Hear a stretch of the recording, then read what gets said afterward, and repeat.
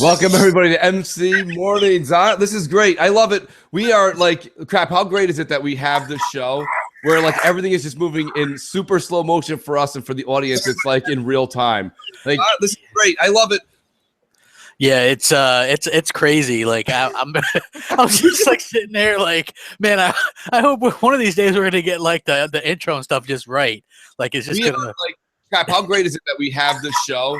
Now, see, I hear the whole show playing right behind me again. For us and for the audience, it's like in real time. Isn't it great? I love it. Yeah, it's crazy. Like why am I rehearing what we're talking about, Jay?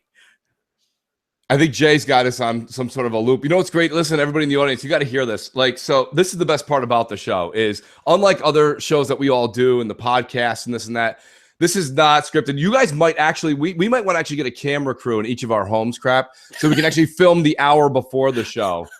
So you guys can see the inner workings of what goes on a show that you try to do as live as possible, and you try to do new things an hour before. It is the craziest idea.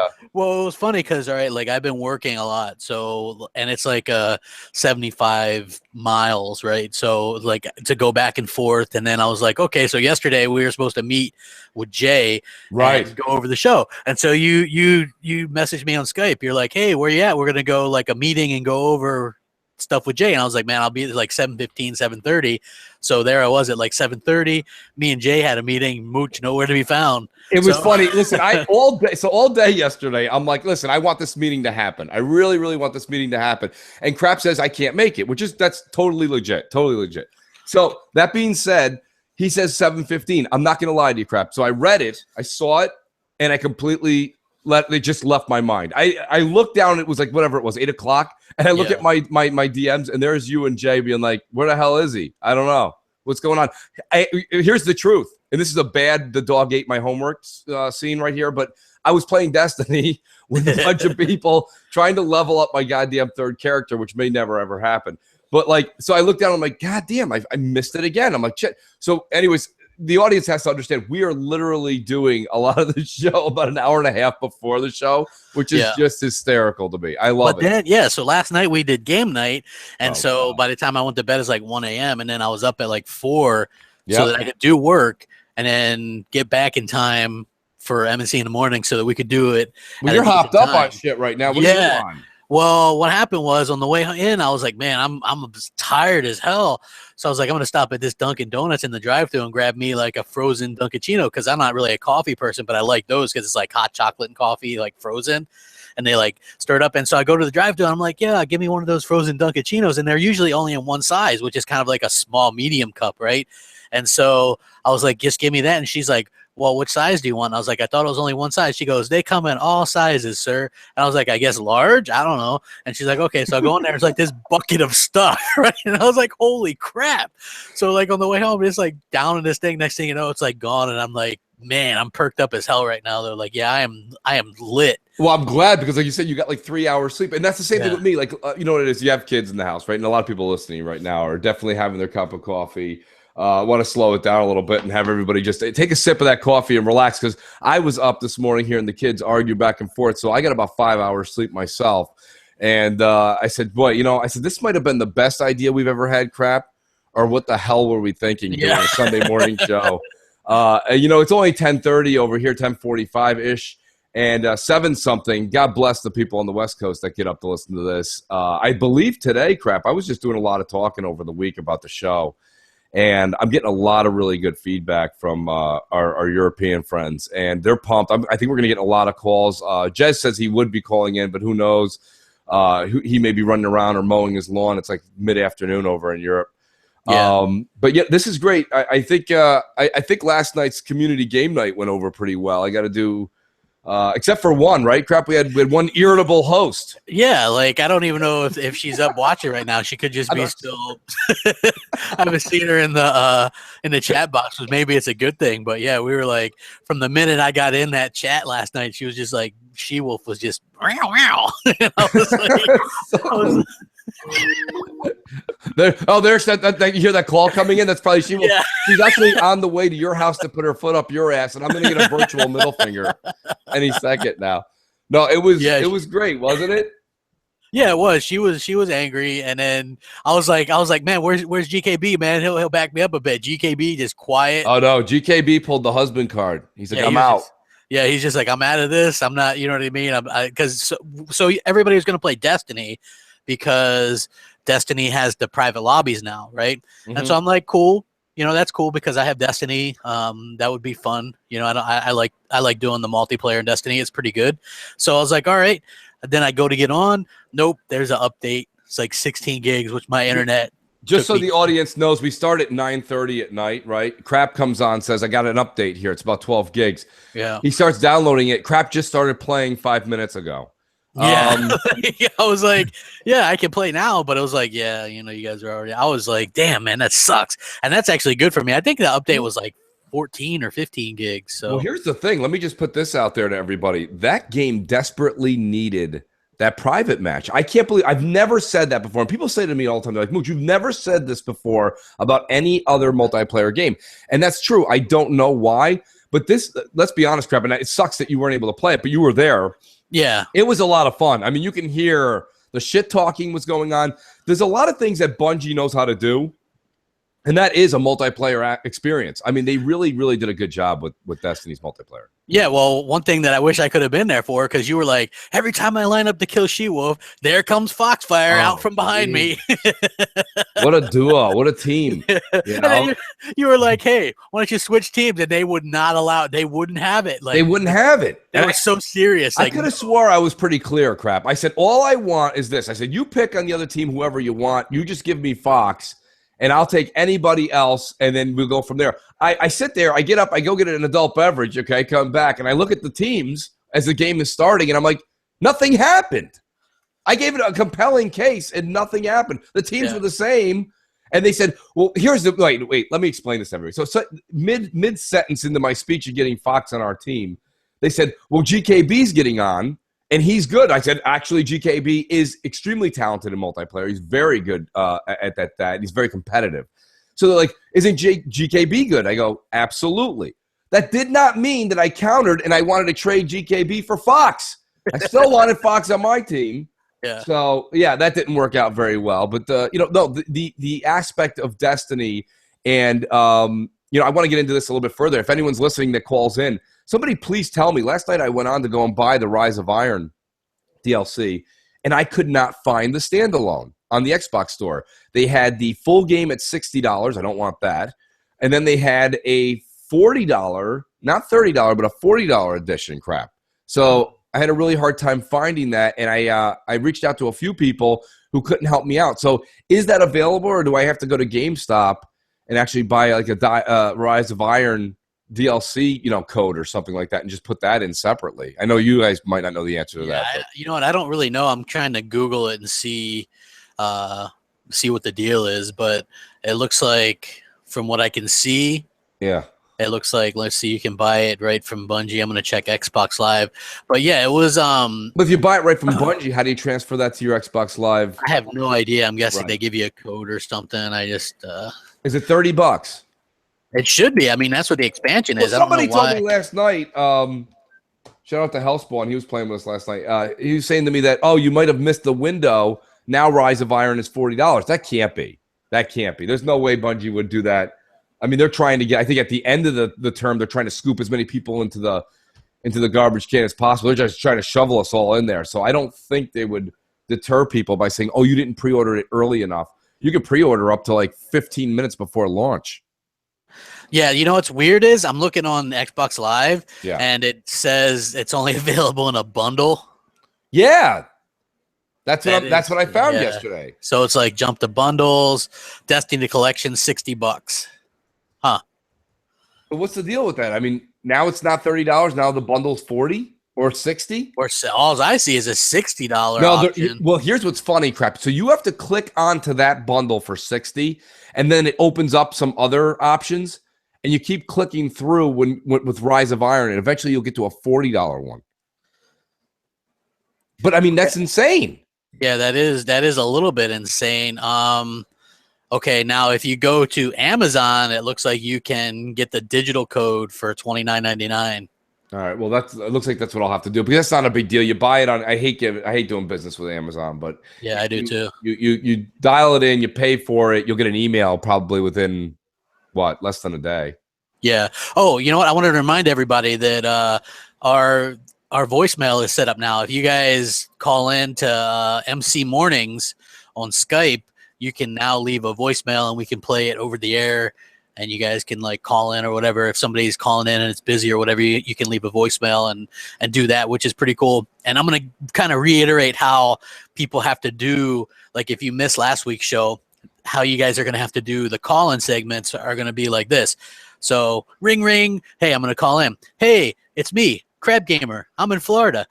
I think I'm a Mooch maniac, man. Woo, Mooch. Yeah, what's up? So what do you think about this all Scorpio games in 4K from the first party studios, man? Hit me up later, man. I'm out. That's how you guys got to handle it. You know what I mean? You just go in there, your name, where you're from, you know, your comment, your question, and then out. That was actually a really good, Crap. I really like it when you do like just an impression of somebody else under your own thought process. Yeah. It's amazing how you come up with this. It is. I mean, what else has been going on, Crap, news-wise? Anything happening in the world? Well, you know what? There's different like news stuff, but I kind of actually wanted to talk a little bit about this Hello Games situation. Yeah. With so some of you guys might know, Hello Games are the ones that made No Man's Sky. They're gone. They're AFK. Yeah. Sean Murray, he's witness protection or something. I don't know. Like he's with Jimmy Hoffa somewhere doing something. I don't know, but nobody knows where the hell this guy is. And, yeah. So for the last since probably the release or the release of the PlayStation 4, Sony has been hyping No Man's Sky. It was at E3 multiple times. And you know what's funny is I know you don't like her, but that Naomi girl that does stuff on like The Fix or whatever from IGN. We should clarify that though, Crap. Because I mean, dislike is a strong term these days. Yeah. Right? It used to be hate. Hate is now you can say hate. You do 5 years in prison. So dislike is a strong word. It's not her so much, but you can see that she's easily influenced by the higher ups in the media at that point. But I will say that lately, like she did one of the fixes about like the Sean Murray story or whatever, and she's like, yeah, Yoshida calls them out and said that this and that and the other thing, and she goes, but wasn't it Sony that brought them out and hyped them up for the E3 after E3? And I was like, holy crap, you know what I mean? Like she's right. She was kind of sticking it to them, and basically Sony were the ones that were PRing this, right? Right. Sony were the ones that were like, there's going to be this amazing experience, infinite planets, and had the guy out there crying and all this stuff, right? And then now Yoshida's like, well, I can see why people are upset.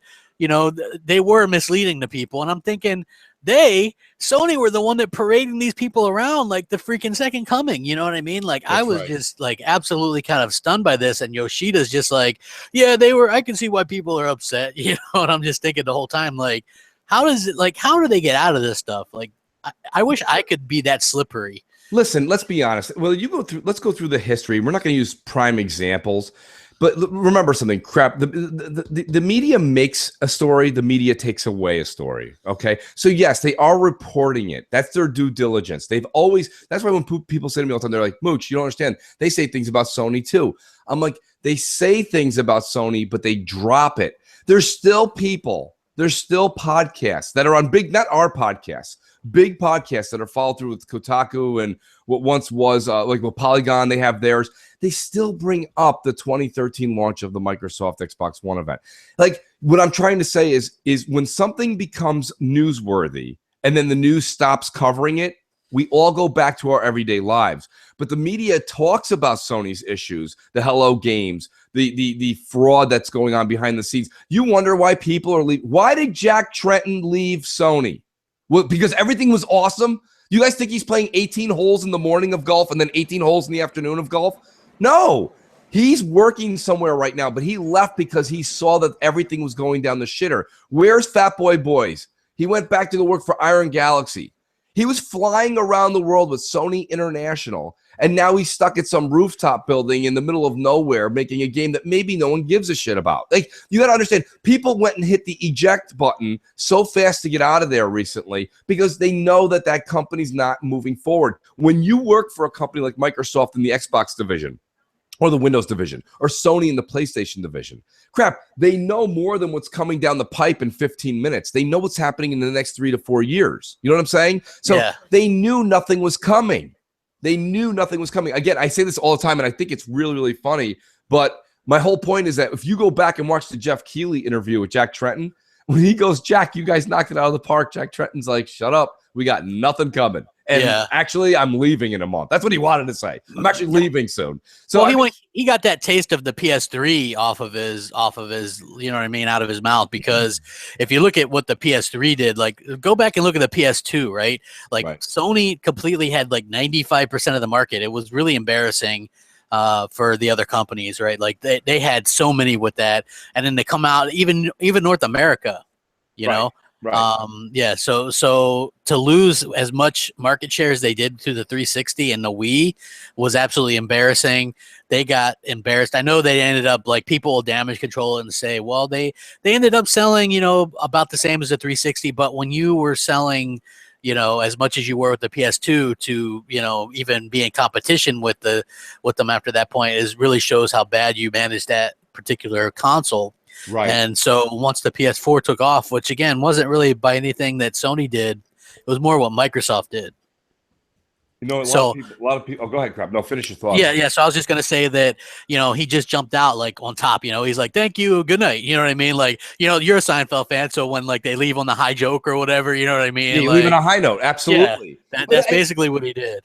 Well, but the thing is, though, see, the case in point, then, right, Crap? Because so you're telling me the launch of the PS4 was the high note. Supposedly. Well, that's my point, right? Could you imagine if me and you were not doing MC Mornings, we were launching a new clothing line, Mooch and Crap clothing, coming to you soon. All of a sudden, we launch it. We do the huge presence on stage in Milan, Italy, showing off the wardrobe. And the minute we're done, they're like, "That went really well, everybody. That was amazing. You guys really wowed the industry." And we're like, "Yeah, we just sold all 100% of our stock and shares." Like, what the hell happened? Exactly. Like I have no idea. It's kind of blows my mind sometimes with this whole situation. I just, you know, it's a little bit frustrating, but it's like you see some stuff where I'll think that some of the media is turning around or whatever. But at the end of the day, you see IGN reviewed the PS4 Slim and gave it an 8. And then the Xbox One S gets an 8.5. So apparently, like having the ability for the optical out and a 4K Blu-ray player with 4K upscales and better performance and, you know, better Wi-Fi. Apparently, that's only worth an 8.5 more than than a PS4. Oh, also the better controller. Let's not forget that Microsoft redesigned the controller. It's got longer range. It's Bluetooth. It's basically an $80 controller that they throw it in for free now. And but hey, that's only worth a 0.5 more than this PS4 where they stripped everything out and even the optical drive. And they're just like, well, here it goes, and this thing looks like uglier than sin.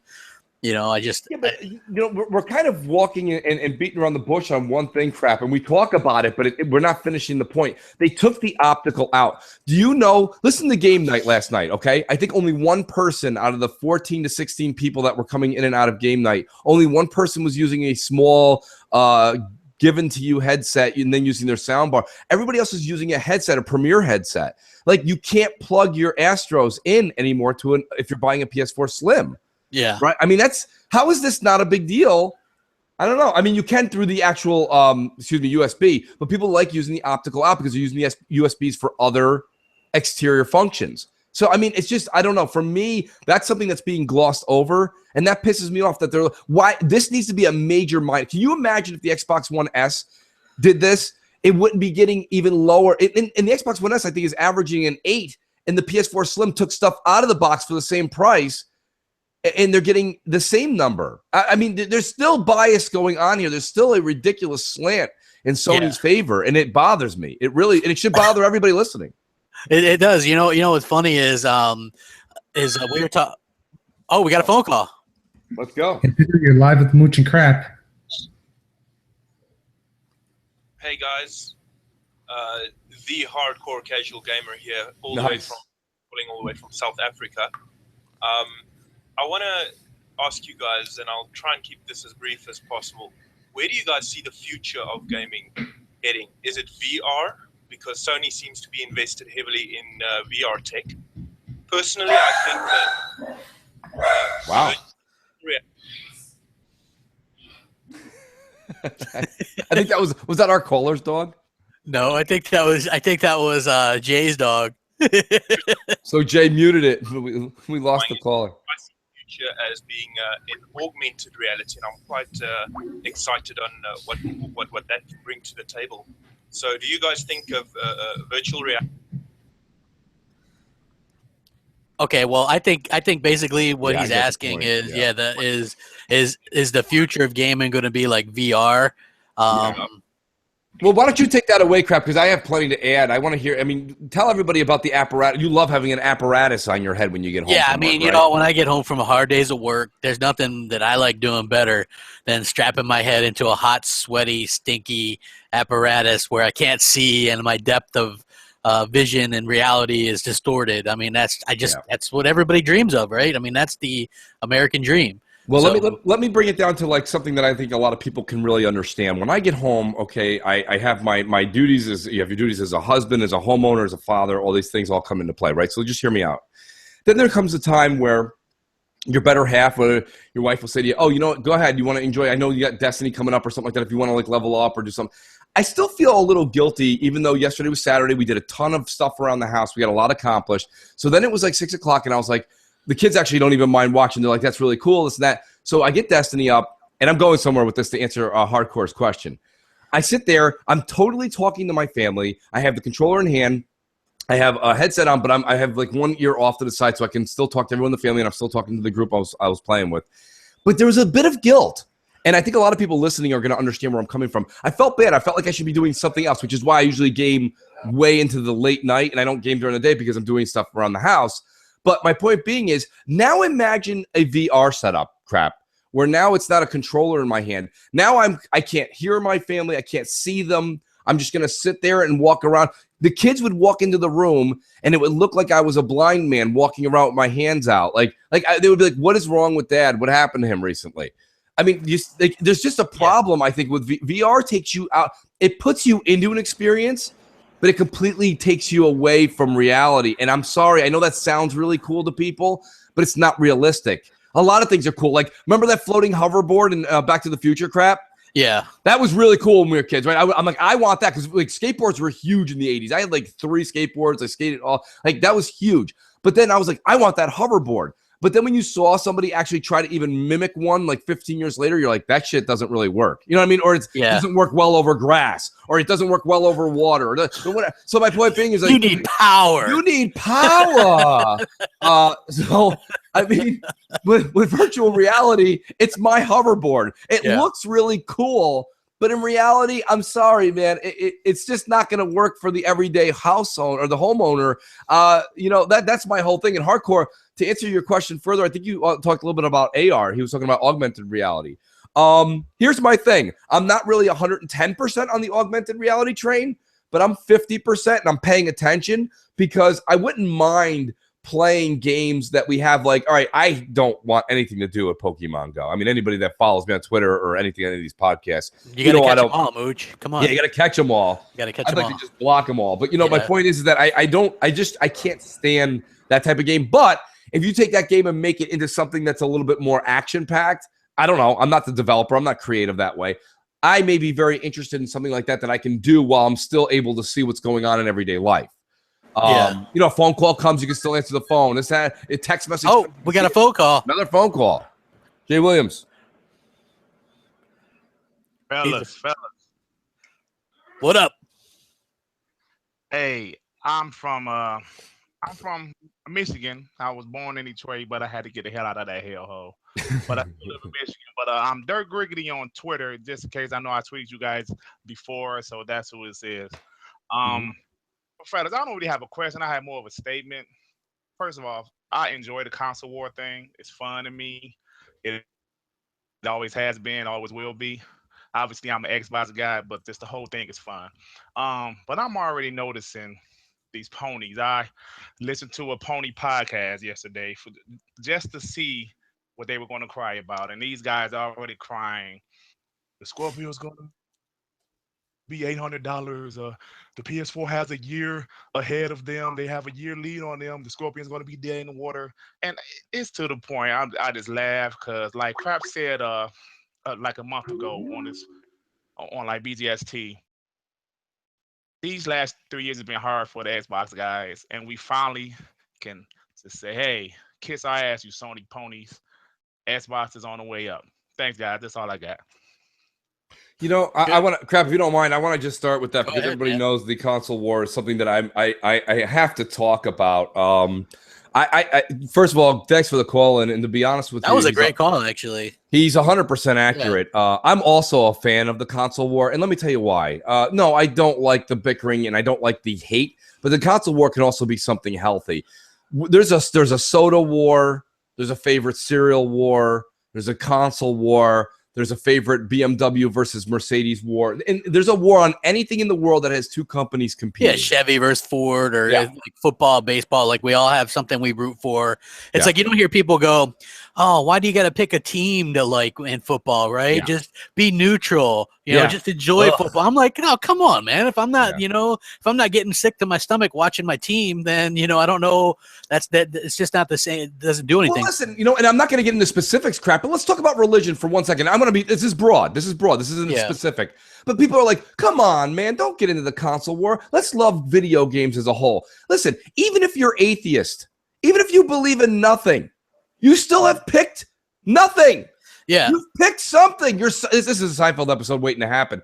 Yeah. You've picked something that's nothing. So my point being here is that no matter what it is in life, you've made a choice, whether it be as simple as what you're going to have for dinner tonight or what your religion is or your favorite console. It's okay. My point being is this. There is a need for the war in this case because and this is the answer to the gentleman's question, okay? The war for me has taken on a lot more than just bickering with ponies. For me, this war is us versus the media. And that's because we said it earlier on the show. We're going to talk about it later on the show, and we're probably going to be talking about it 2 years from now. The media still does not want to put the truth out. And when they do put the truth out, it's in fine print, and you need a microscope to read it. So, I mean, Crap, what's your take on the console war? I mean, I think it's necessary. I love it. You know what I mean? Like, this is the thing. There's the console war, like what we do, where we talk up what we love or whatever.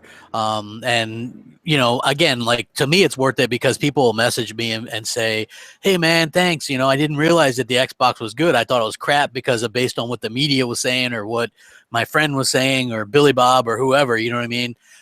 So it's good to have outlets that actually like us that can cover it. And then as far as, you know, we don't take it to the extremes. Like me and you, none of us, even BGST, Xbox Nation, Crossfire, none of us have gone to the extremes of, you know, photoshopping people or doing dirty things like that or trying to ruin people's interviews that other podcasts might have or whatever, because that's pretty scumbag moves. Yes. All those, that's really low. Like to me, if you want to like sit there and say PlayStation's the best or whatever all day, that's fine. I don't care. Right. You know what I mean? But it's like we take it to, it's just the consoles. We talk about video games. It's something we like and enjoy. We managed to get in gaming, life, work, family, all that stuff just fine. So like a lot of people that are like, well, why don't you just focus on this? And I'm just like, I can focus on it all. You know what I mean? Like, that's what I prefer to do. It's like people act like it takes a ton of time. It doesn't. Like I could be at work and be on my Twitter and tell some Sony pony like, hey man, you're a jackass. You know, it doesn't take any time. You know what I'm saying? Like it just doesn't. So no, I think that's spot on. Oh, hey, we got a call. The producer, Jay. He wants to be called Jay. Yeah, Jay does know Jay. The formerly known as Jay Williams will now be known as Jay. Yeah, he's just Jay. Jay made that clear to us earlier today. By the way, I will slip and I will still call him Jay Williams 80 more times. Who do we got, Jay? Sorry, we're having technical difficulties. Give me a second. Well, that's all right. I mean, I'll be honest with you. I'm never done talking about a lot of people that we've had on Crossfire or even on Xbox Nation. They come on and they always say, "Why do you guys partake in the console war?" And I'm like, I don't. First of all, you put it that way. It sounds awful, right? It sounds like I run out of my house with a sharp knife. Yeah, you know, I mean, that's screaming a la snack bar. Yeah, exactly. Like, I'm not. You know, it's not I'm not promoting it in that aspect. I'm just trying to tell people that it exists. Okay. And it's not going away. You like that crap? It's like I just run out with, you know. Yeah, we got like hatchets and stuff, and we're like, you know what I mean, just like going out there. Yeah, hey guys, we got X-Con on the line. Oh, great. What's up, Xbot? Xbot. What's going on, guys? It's Xbot calling from Connecticut. Yo, basically the question I have is with the the release of Recore and how it seems like the community is embracing this title, they're really liking this game. Do you guys think this will spark like a renaissance where you see more games coming out that kind of have that old school mentality to it and kind of bring that fun that we used to have when we were kids playing the games, bring that fun back into like present day? Okay, well, I think that's a good question. I like that Microsoft took a chance with Recore. It is an old school feeling game, and I'm hoping that it's successful because I would love to see a sequel with that game. And I think that it's a portfolio game that Microsoft doesn't have. Like they want something to be successful outside of Forza, Halo, and Gears. They want that, but it's up to us to kind of embrace that. We can't force it. But I will say that I see way more people on my friends list playing Recore than I did with like Quantum Break or Sunset Overdrive or Rise. You know what I mean? So I'm hoping that translates into really good sales, enough to warrant doing a sequel down the line sooner rather than later, because I like the old school kind of throwback to Metroid, Mario, or a Metroid and Metroid Prime-ish kind of Mega Man hybrid. Yeah, also maybe some Tomb Raider thrown into it. I don't know, like Zelda. It's a good mashup of quality games there. So I'm a big fan of that. Well, Recore, when Recore was brought into the scene, shout out to Too Much Food. Food wrote me yesterday. And he's like, Mooch, I'm seeing you say all these things about like the nostalgia of the Mega Man and this and that and blah, blah, blah. And you said that Recore kind of takes all these great ideas and puts a splash on it. I go, yeah. He goes, but you said you hated all those old games and you don't want to play them anymore. I said, no.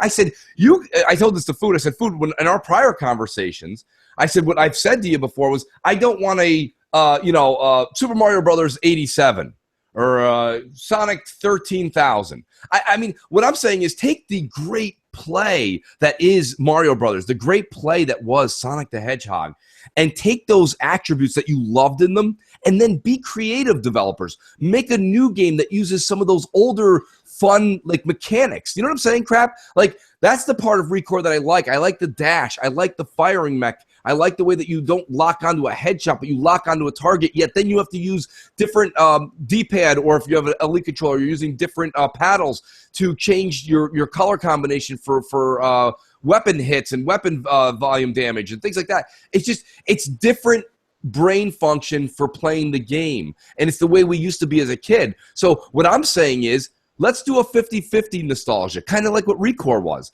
Bring me back some of the great mechanics that was the 80s and 90s, but give it a 2016 splash, an image, quality, jaggies, colors, lighting, whatever you want to call it. You know what I'm trying to say? Say, give me the best of both worlds. And I'm not asking for a lot. You're like, Mooch, that's a lot. Not really. I'm asking you to use mechanics that are already kind of developed and polished them, right? Like, if you guys want to go back and play Contra is a great game, but go hook your NES up and play Contra. That game you'll just throw the controller again. Half the time, the response time is awful. But I'm saying, take those types of mechanics, like boost them up, clean them up, make them polished, and then give us a Contra type game now that's amazing. And that would be cool, something like that. Can I also, I want to point out something that I actually thought about after Xbox Nation and Crossfire. Yeah. Xbox gamers tend to be a lot stiffer and tougher on Xbox games. Like, I noticed that with Recore. Even the fans are like, you know what, I like it, but then there's this, like, there was a texture problem, or there was a couple frames per second drops, so I'm gonna harp about that nonstop, or you know what I mean? Like, they're just nonstop, like the Xbox dudes. And I think you brought something up similar, which was Xbox dudes go in all the time on Xbox stuff. Like, they're sometimes too hard. Like, if there's a legit gripe, I say because I reviewed Recore. I gave it an 8 out of 10. I said, you know what? I hit like a 1 minute loading time a couple of times. There was a few frames per second drops. There was an issue where the waypoint wouldn't show up and I'd have to go back into the crawler and then leave. But those are minor. I'm not going to, you know what I'm saying? Those aren't really big deals to me because the game was a lot of fun. And I think that people are just being too hard. Like, could you imagine if a reviewer at IGN or some big place was like, you know what, Uncharted 4 was good, but they had the gripes that I had. Like, well, I just find it like weird. Nobody brought this up.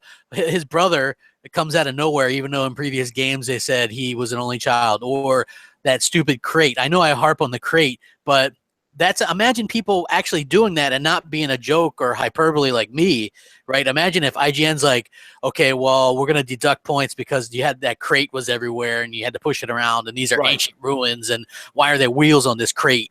You know what I mean? Like, yeah. I mean, if people were to do that, like you don't see PlayStation dudes dogging their games. Even No Man's Sky, like the PlayStation dudes were like, it's great. You just don't know what you're talking about. You know what I mean? It's like they refuse to admit a game could have an issue or anything. Whereas Xbox dudes, they're the opposite. They go in maybe too hard on the games, like they expect too much or whatever. You know what I mean? Break it down into two sections. The biggest complaint with Recore right now is the load times. That's all I keep hearing. Yeah. Meanwhile, last night when we were playing Destiny, all right, I literally made Thanksgiving dinner early during 2 matches. I had that much time in between to actually get up. I made a drink. I mean, you come back, you're still talking. Nothing's happening. Destiny is glorious applause, and people are like, this is the best thing since sliced bread. The load times are terrible in that game, and it's 2 years. They haven't made that any better. Yet Recore, it's less than a minute, and it's occasionally. Sometimes it pops right in. And like you say, Xbox people, I say it all the time, don't stop being critical to make the product better, but don't be so overly critical that it's annoying. My other thing is this. The game's $40. Yeah. Okay? The game is $40.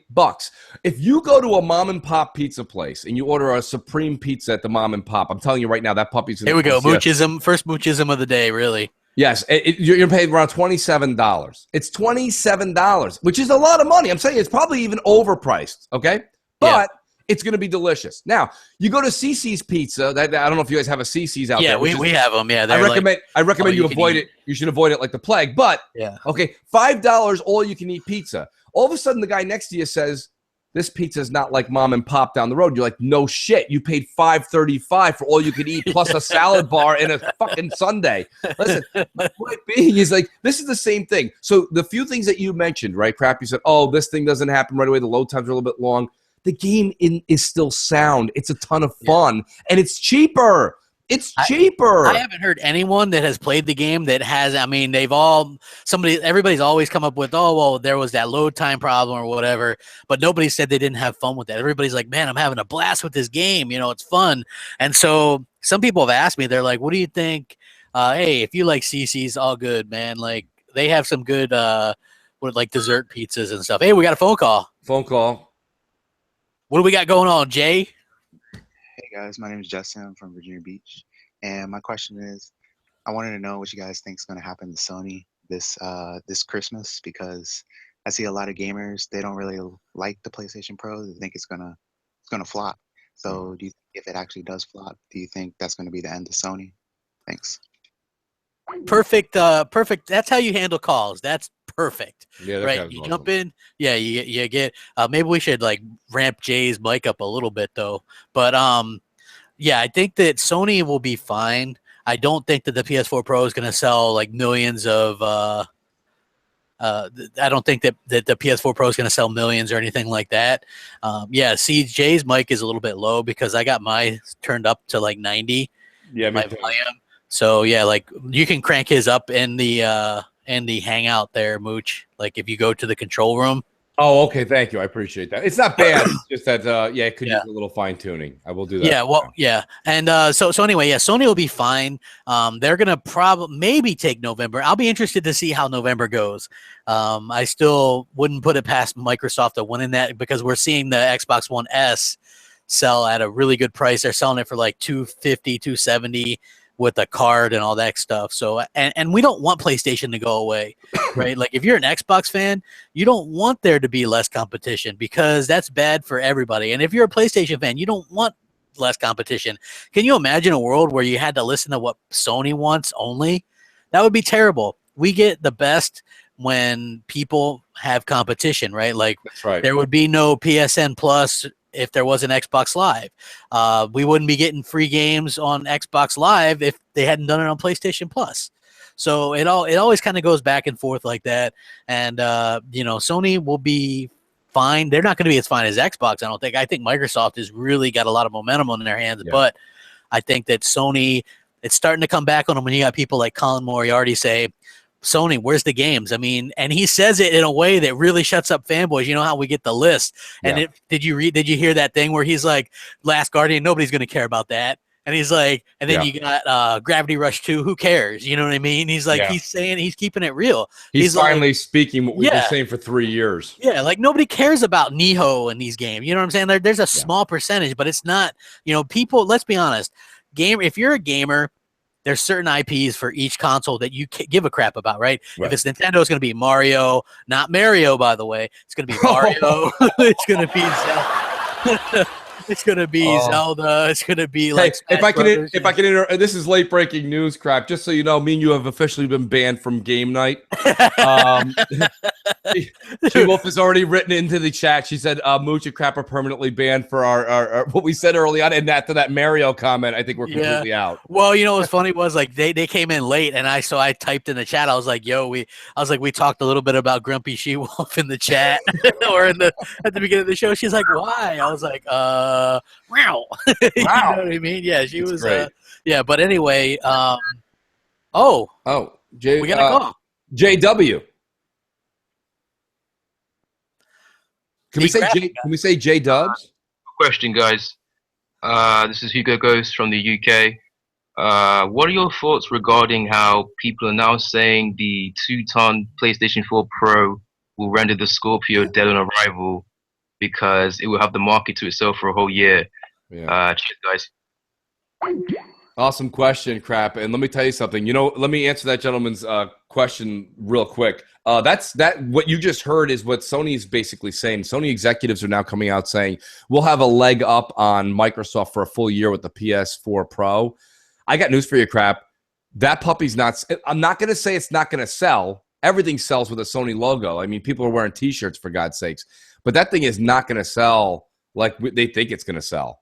I don't think it's going to sell that well, and I think that and the fact that Sony's out there going, hey, it's not misleading that we call our console a 4K machine is bullshit. Like, and I'm just calling it how it is right now. You had Microsoft, Shannon Loftus come out in an interview saying, yes, all of our first party games on Scorpio are going to be native 4K, and that's huge. And not only do I think that the games that are coming out on Scorpio are going to be 4K, but I think there's going to be a patch for, say, Gears 4 because that can run 4K on Windows. So how easy would that be for them to just patch that, right? I think Killer Instinct is going to be 4K. I wouldn't doubt it if they get a post patch for Forza Horizon 3 because that's 4K on Windows as well. I wouldn't doubt it if they patch in 4K support for Rise of the Tomb Raider. You know what I mean? Obviously, Scalebound, Sea of Thieves. I think these games are all going to be 4K native on Xbox Scorpio, and I think that what's happening is people are upgrading their TVs at a really fast pace right now, and I think Microsoft is helping to drive that, to be honest with you.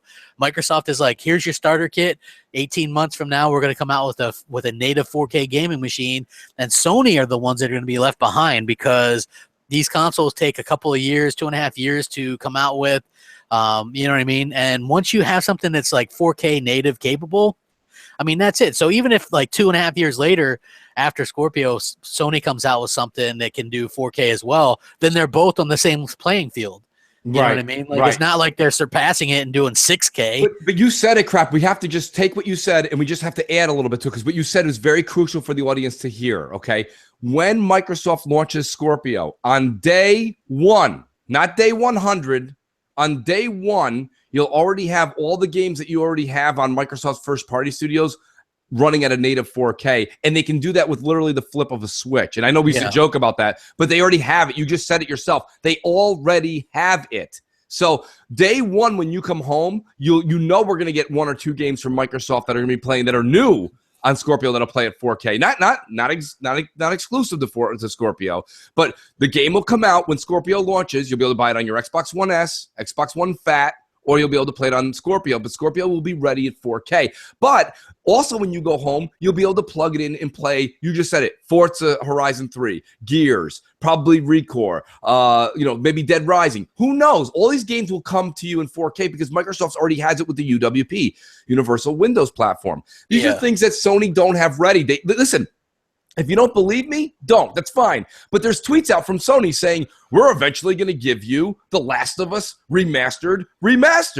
Yeah. You know, like you're going to get it in 4K native, but it's going to take time. They don't have software ready for this. They actually have to go back in and build it again. You know what I'm saying? They have to do certain amounts of code and then code testing, and that takes time. So Sony can't flip a switch like Microsoft can. Microsoft's been working on this for this Windows 10 thing's been a decade in the works, crap, not 15 minutes. And if I could also, Crap, I know you like to do this all the time. I want to just do a real quick shout out that we have 319 people in here on my channel, which is huge. I mean, I have a fraction of subscribers that you have, and we were a little over 400 last year on yours. So I'm honored that everybody made a trip over to my channel. I never ask somebody to subscribe, but if you want to keep in touch with us, I always appreciate you guys subbing, to the Mooch. I think that's a phone call. Jay. J Dubs, take it away. There we go. J Dubs. Hey, what's going on, fellas? This is Jimmy. Mooch, you probably know me because I tweet you all the time. But first-time caller, long-time listener. I love you guys' show. You guys tell the truth. Nice. Nothing against you, but I've always been an Xbox fan. They give me the better. But here's my question to you guys. Recore, what is the deal with the kind of the low scores? Now, I know everybody's just been giving, like, average scores to Recore, but I've been playing it for, like, the past couple of days, and I really love it. I'm not too sure what the experiences is, but I want to get you guys' opinion on that. And also, second thing, with the exclusives coming out and all the actual other games coming out, do you guys expect Scalebound to be a big game? I'm really anticipating that game. Thanks, guys. Keep up doing what you're doing. I'll take the answer off the air. You guys are the truth. Thanks. Oh yeah, you know what? These people are really getting it though. Like the call-ins, like they're coming in. Hey, this is such and such from here. Here's my question, and get off because it's really clear that way. That was a very pronounced caller. You know what I mean? Like, and I do think, look, Recore is great. I thought it's fantastic. I just think that Microsoft new IPs are getting. I don't think they're getting a fair shake this generation. Right. You know what I mean? Just look at Sunset Overdrive. I think that ended up getting like an 80 or something, but. That's to me that game was as close to a 90 as you could get. I think Scalebound is going to get docked too. I just think that I don't think that they're going to get a ton of. I don't think it's going to be like a 90 or anything. You're probably going to see a 75 somewhere in between there. Well, Jimmy made his question. I don't, for the first time, Jimmy, I don't know if I can necessarily give you the answer that I or you are looking for. I don't know why Microsoft games get mediocre scores. I mean, Recore. Listen, I'm only going to speak. And I'm going to paraphrase. I've played it as well. I've played it for the past 3-4 days. There's a couple of small things, but to be honest with you, if the media hadn't pointed out those small issues with the game, I'm not sure if I would have really picked up on them. Crap, you gave it an 8. And, I think if and when I get to it, I'm going to be somewhere in the vicinity there. I mean, the reason it's getting bad scores, Jimmy, to answer your question, is the media just doesn't like Microsoft. I mean, that's right. That brings us back to day one. They harp on every little thing about it. Like, seriously, like everything. Everything. I mean, they're nitpicking to the nth degree. The other thing is Recore is a $40 game, and I believe, it was $60 for that piece of shit No Man's Sky. And, nobody said anything about – now, yes, they said it when the game was broken. It took the game to physically not work, and it took a campaign online to get people to issue refunds, which Sony's revoked now. I don't believe Sony's doing the refunds anymore. Yeah, they're like, screw that. Nope, they're like, nope, sorry, we got your money. Thank you. It's already in the motherland. So, I mean, my whole point is the reason is baffling, Jim. So, I don't know. I hope that with this little bit of, Crap will say, momentum moving forward – we see a little bit of a change in pace. I think Recore should have done better overall. I don't think all the scores were wrong that it got, but I think some of them were definitely wrong. And I think you'll see. And people giving it a 4 or whatever, that's wrong. I mean, look, if you want to give it a 7, fine. 7.5, I'm good with that. But there's no way. Once you start getting into the 5s and stuff, a 4 is a broken game. Yeah, it's broken. Like, it shouldn't be playable at that point. You know what I mean? Like, if it's playable, then you know what I mean. Then you should. But people just like, oh my gosh, they're just looking. Yeah, no, I agree. Jay. Buddy, what's up? Hey, what's going on, fellas? It's your boy Live Wires calling from Jersey. What's going on? I have a real quick question as far as when it comes to Recore. Now, I've been looking on YouTube and I saw a couple of reviews that people left, and they basically said, well, I played Recore for an hour, 2 hours, maybe 3 hours, and they say, well, I don't like the game. I don't like this. I don't like that. It's too easy. But yet they haven't actually played the main game. They literally played the tutorial, and they haven't even beaten the game because you need like 45 cores just to finish the game. But what do you think about people that basically give a full review saying like, this is what this game is, you know, even though they haven't played most of the game, let alone beaten the game? And what are your thoughts on that? All right. Oh, good question, Live Wires. Yeah, I think that, you know, it's an interesting thing, and there's a little bit of an echo going on. I don't know what the deal is with that, but yeah, I am excited about the calls. But I do think that, you know, like the paid reviewers, as long as if you're not a no rules reviewer such as myself, that like these paid professional reviewers should definitely put the time in, like, you know, 15 hours, at least 15, 20 hours to know what the game's all about. You know, if that's your job, then do your job. It's that simple. You know, if that's the best way I can put it. Like, you got to put your time in. It's like, seems like these guys don't want to play the Xbox games. They just kind of want to like hate on them or whatever. You know what I mean? The same thing happened to Quantum Break. I can remember that Jeff Gertzman guy who hates third-person shooters. Then why is he reviewing a third-person shooter? Right. Well, I mean, I want to address another part. I'll say shout out to Live too. Big fan of Live. Yeah. Listen, the thing about it is this: when you're reading the reviews, and he said there's people who said I played it for 3 hours. Like, you gotta. Everyone has told you. I've heard this. I'll say this: you need to play that game for a bit. Like, not, you don't need to put 10 hours into it, but you need to get past that first. I don't even think it's 3 hours. I think it's the first hour and a half you got to get through, and then once the map opens up, the game really opens up, and there's a lot more going on. You have a lot more freedom to move left and right. You can choose the dungeons. You can go here and there. You can upgrade as you will. You can choose to just level up and kind of, what's the word I'm looking for there? Not mine, but like when you're just continuing to rack up. My point was, you have to play the game, right? You play the game to win. Yeah. You have to play the game. To win the game. Play to win the game. You got to play it. So when someone says you have played it for an hour, and it's not easy. It's I don't think it's the hardest game I've ever played. But it's definitely not an easy game. I think once you get the mechanics down, the switching from the color combination weapons, the game does kind of get a little bit more simple. But that's anything, right? I mean, crap, you said it a long time ago with Ori. You're like, the jumping, and I'm in midair. All of a sudden, I got to shoot an arrow up. Then I have to like shoot 3 things. And, like, don't get me wrong. A lot of it when you first see it is it's a lot to take in. But once you keep playing it, it does become second nature. Does that mean that because it became second nature, Ori's easy? Ori's not easy. Yeah, Ori's. I mean, I couldn't beat it, but I mean, you did. But like, as far for me, like Recore, like there were some tough parts in there, but it wasn't tough to where you're like, damn it, I quit. You know what I mean? Which I thought was good. Like, there was a few times where I died on the platform and parts or whatever because you're like, okay, well, double jump and then glide here. You know what I mean? Right. And where you were trying to get it down or whatever. And so I think that. You know, I don't know. It's like people bitch about, you know, oh, I don't want the same thing over and over and over again. And like Jamie Moran, shout out to him because he puts up a tweet. He's like, play something different, you'll like it. And he has like a picture of like Sunset Overdrive, Quantum Break, and Recore, right? 3 new IPs put out by Microsoft within the last like year and a half, 2 years. And he's right. You know what I mean? Like, everybody bitches that Microsoft only does Gears, Forza, and Halo.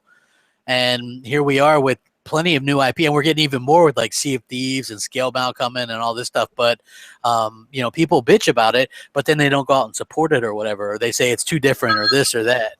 Oh, you know what that number is? We got a call. MC Mornings on Skype. Where my crapaholics at? Where are the crapaholics? That's a great. I don't know, man.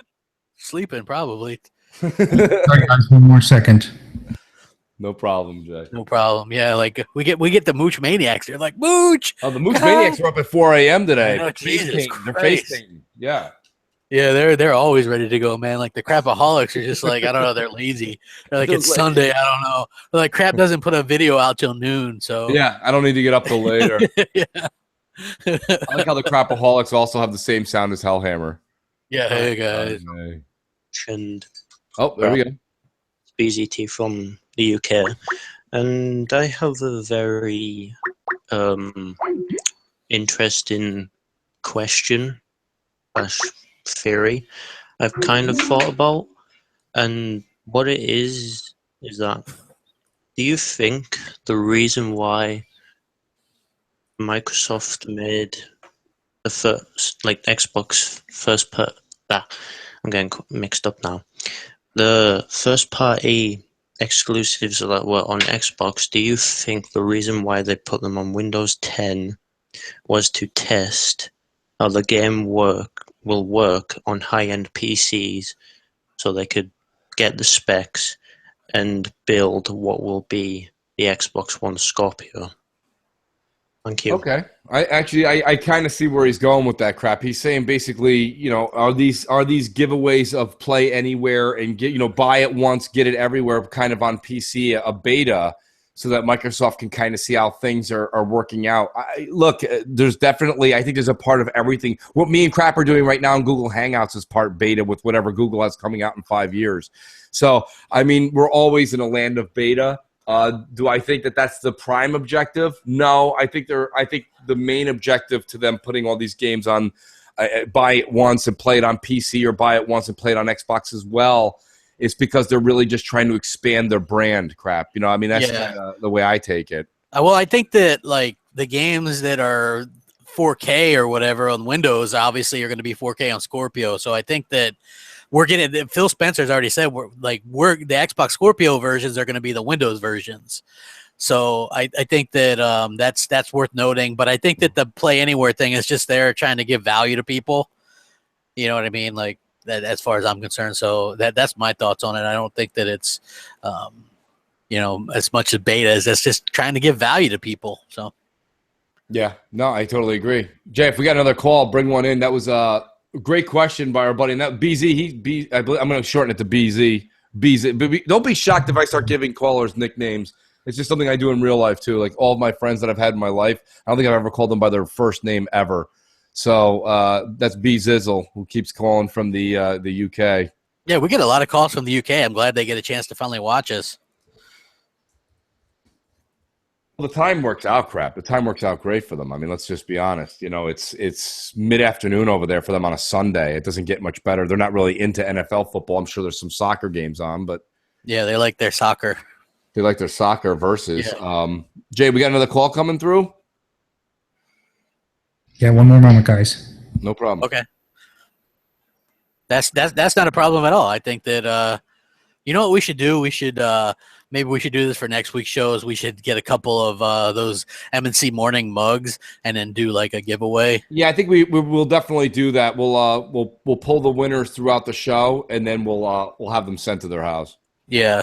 Yeah. Like, how are you guys interested? You guys interested in M&C Mornings coffee mug or something? We'll definitely do that. We'll there we go. There's a producer. Hello. Yeah. Hey guys, how's it going? I'm here in Las Vegas. Nice. A little section. Just wanted to ask what you guys think the NPD statements are going to look like, and it's getting that time. So, who do you think will win Game of the Year? Good question. To be honest with you, I mean that's all. It's awesome. That kind of, isn't it crazy how fast the calendar's moving? Crap, it's already like almost October. Yeah. So Game of the Year talks, even though we're looking forward to a lot coming out in the next 3 months, Game of the Year can kind of start to be discussed for what we've played. Yeah, you know what? I think last year was pretty consensus. I think we picked Rise of the Tomb Raider. Long time, yeah, Southbound's in the chat. He goes, long time listener, first time caller. Nice. But yeah, like this is our second show, so how can somebody be a long time listener? That's great. Long time listener, first time caller for Sal. But yeah, I think that man, as far as this year goes, it's hard saying what would be the best game. You know what, and I've already said this because I've played the demo, but the Forza Horizon 3 demo, to me, I know racing games can never win Game of the Year, but it's tough. Yeah, it is. Like, to me, that could be one that would do something like that. Other than that, let me think. Doom has been really fun so far. I'm about halfway through that. Yes. I don't know. I would agree with you with Doom. I think. I mean, let's do this. Let's leave the games, of course, coming out in anticipation out of it, because it's hard to say. We haven't played them yet. I think Doom's up there. I think we're gonna see. Listen, I'm still gonna stick to my guns here. And listen, this is not about sales. Okay, this is about quality, craftsmanship, story, mechanics, the whole kit and caboodle. For your dollar, for the production value, Quantum Break is still, I think, game of the year. It has to be in consideration, I would think. It has to be, right? I mean, do you see the gameplay and mechanics were spot on? The acting, the movie, I mean, the Hollywood, that was Hollywood cinematographics. That was not like just some piece of shit thing done in a garage. I mean, that was a big deal. I would definitely say that. And I mean, to be honest with you, I don't think DLC can ever count as game of the year, right? Crap, or would Destiny be in there? Yeah, I don't think. I don't think so. No. And Assassin is in the chat, and he said Titanfall 2. So nice. Which there was a joke running through my head right now. I'm pretty sure Mooch got the joke too. So I did. I was sitting there laughing when I saw that. But yeah, that's funny as hell.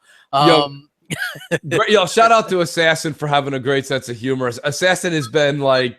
Oh, there's Jay Williams with another call, but while that's coming in, Assassin, you've been awesome. Thanks for being a loyal fan, and thanks for letting us kind of take a couple jabs at you. You're awesome. You're awesome, buddy. You're awesome. M&C Mornings. Hello. What do you got, Jay? G back again. Sorry, I was going to say thanks a lot.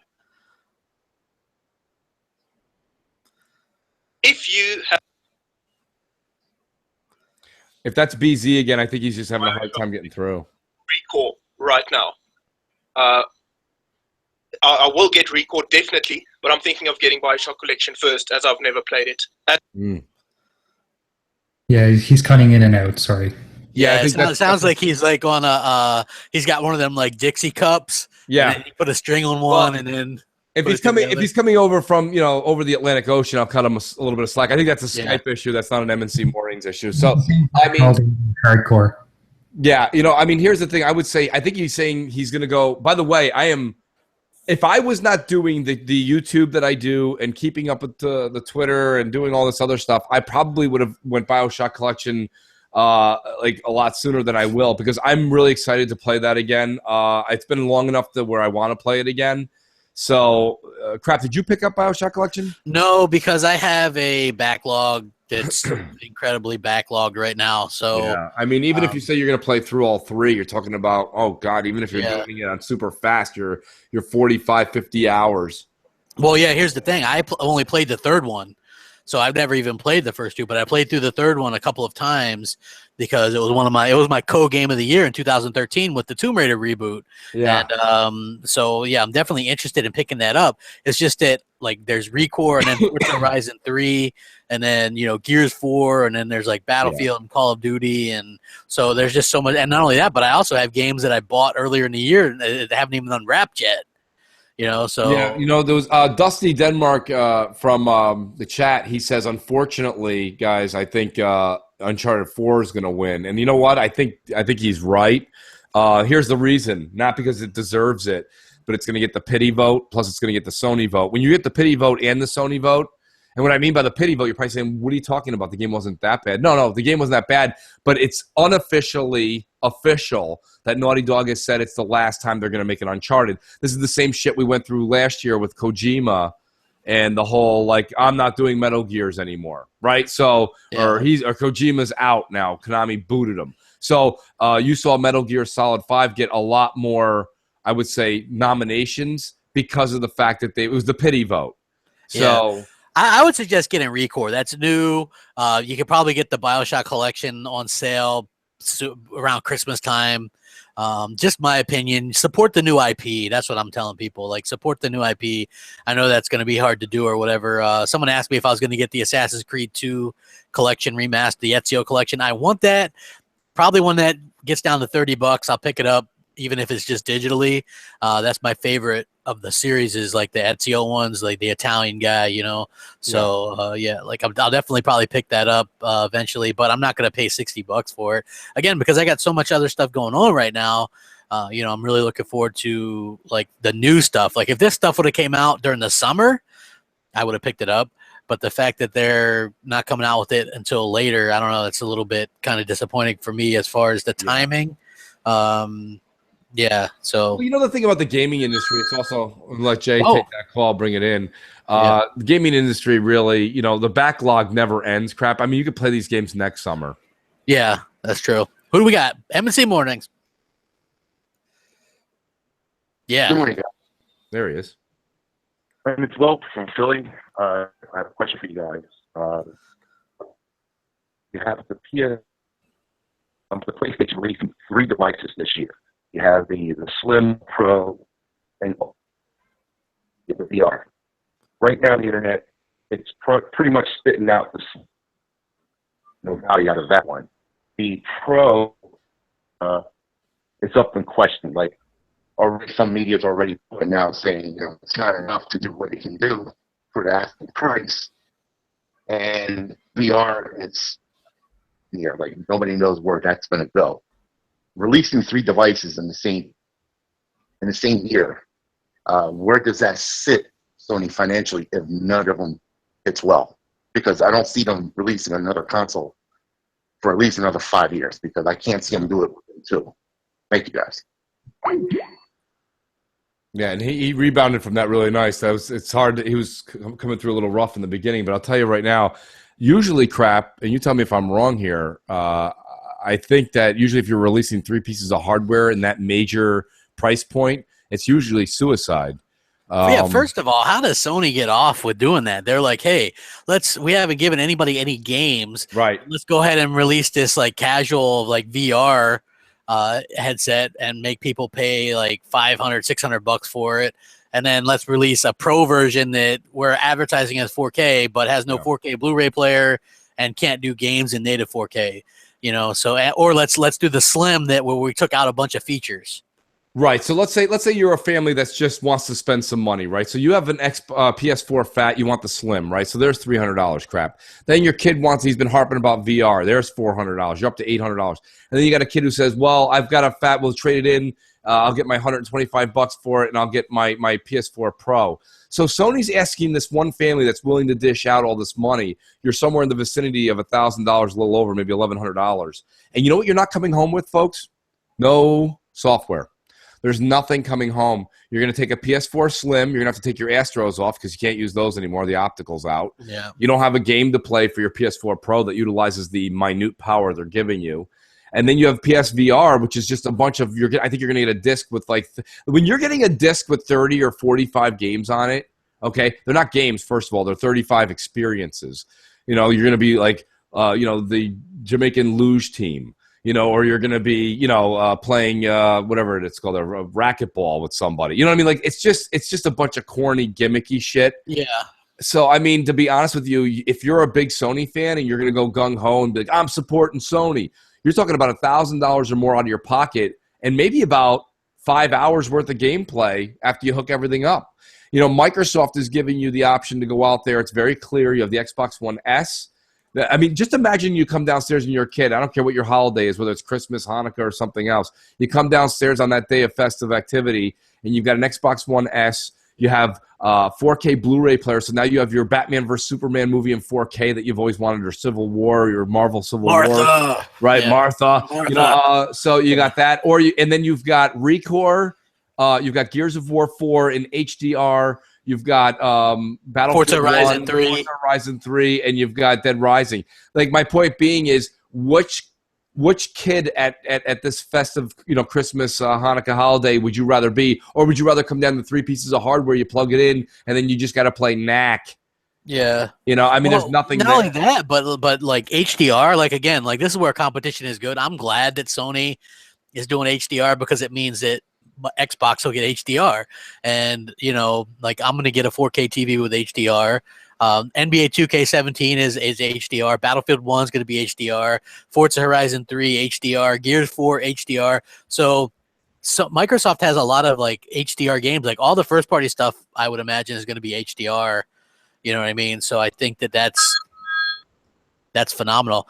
And we got us another phone. Man, things are ringing off the hook, man. Thanks. You guys are great. Make sure you guys give this video a liking. And please. M&C Mornings, what's up? 326 live watching. Awesome. Again. I have another question. Okay. About Battlefield. And I know announcements with like exclusive timed things are usually announced at E3, but do you think it is still possible that now that Battlefield and Xbox have a marketing deal, do you think it's still possible for Xbox to get DLC first for Battlefield? Thank you. Well, yeah, I mean that goes without saying, right, Crap? Somebody get that man some caffeine stat. Yes. It's like, I'm like, good thing I got a bunch of caffeine going through me. Like he's like, I don't know. Crap's got one of those mocha something latte extra sugar.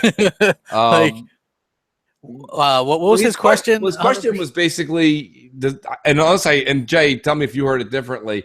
The way I understood his question was because Microsoft has the Battlefield 1 marketing deal, are they going to get Battlefield 1 DLC first? And I think the answer is yes. I think it'll be like a 30-day deal. I mean, isn't that what happened with Battlefield 4? I think a better question that we should be talking about right now, if we're going to talk about EA for a second, is because Microsoft did lock down the Titanfall rights, I mean, are we going to get one of the two options? Are we either going to get early access or the 10%? And then when is it going to come to the vault? That's what I'd like to know. I wish some of those things would be in. Well, we're not going to know the vault because that's like releasing your cards early, but yeah. You know, they still haven't even put the first Battlefront in the vault or Battlefront, and we're coming up in a year on that. But they did, you know why? Because they're still releasing DLC for that. Yeah.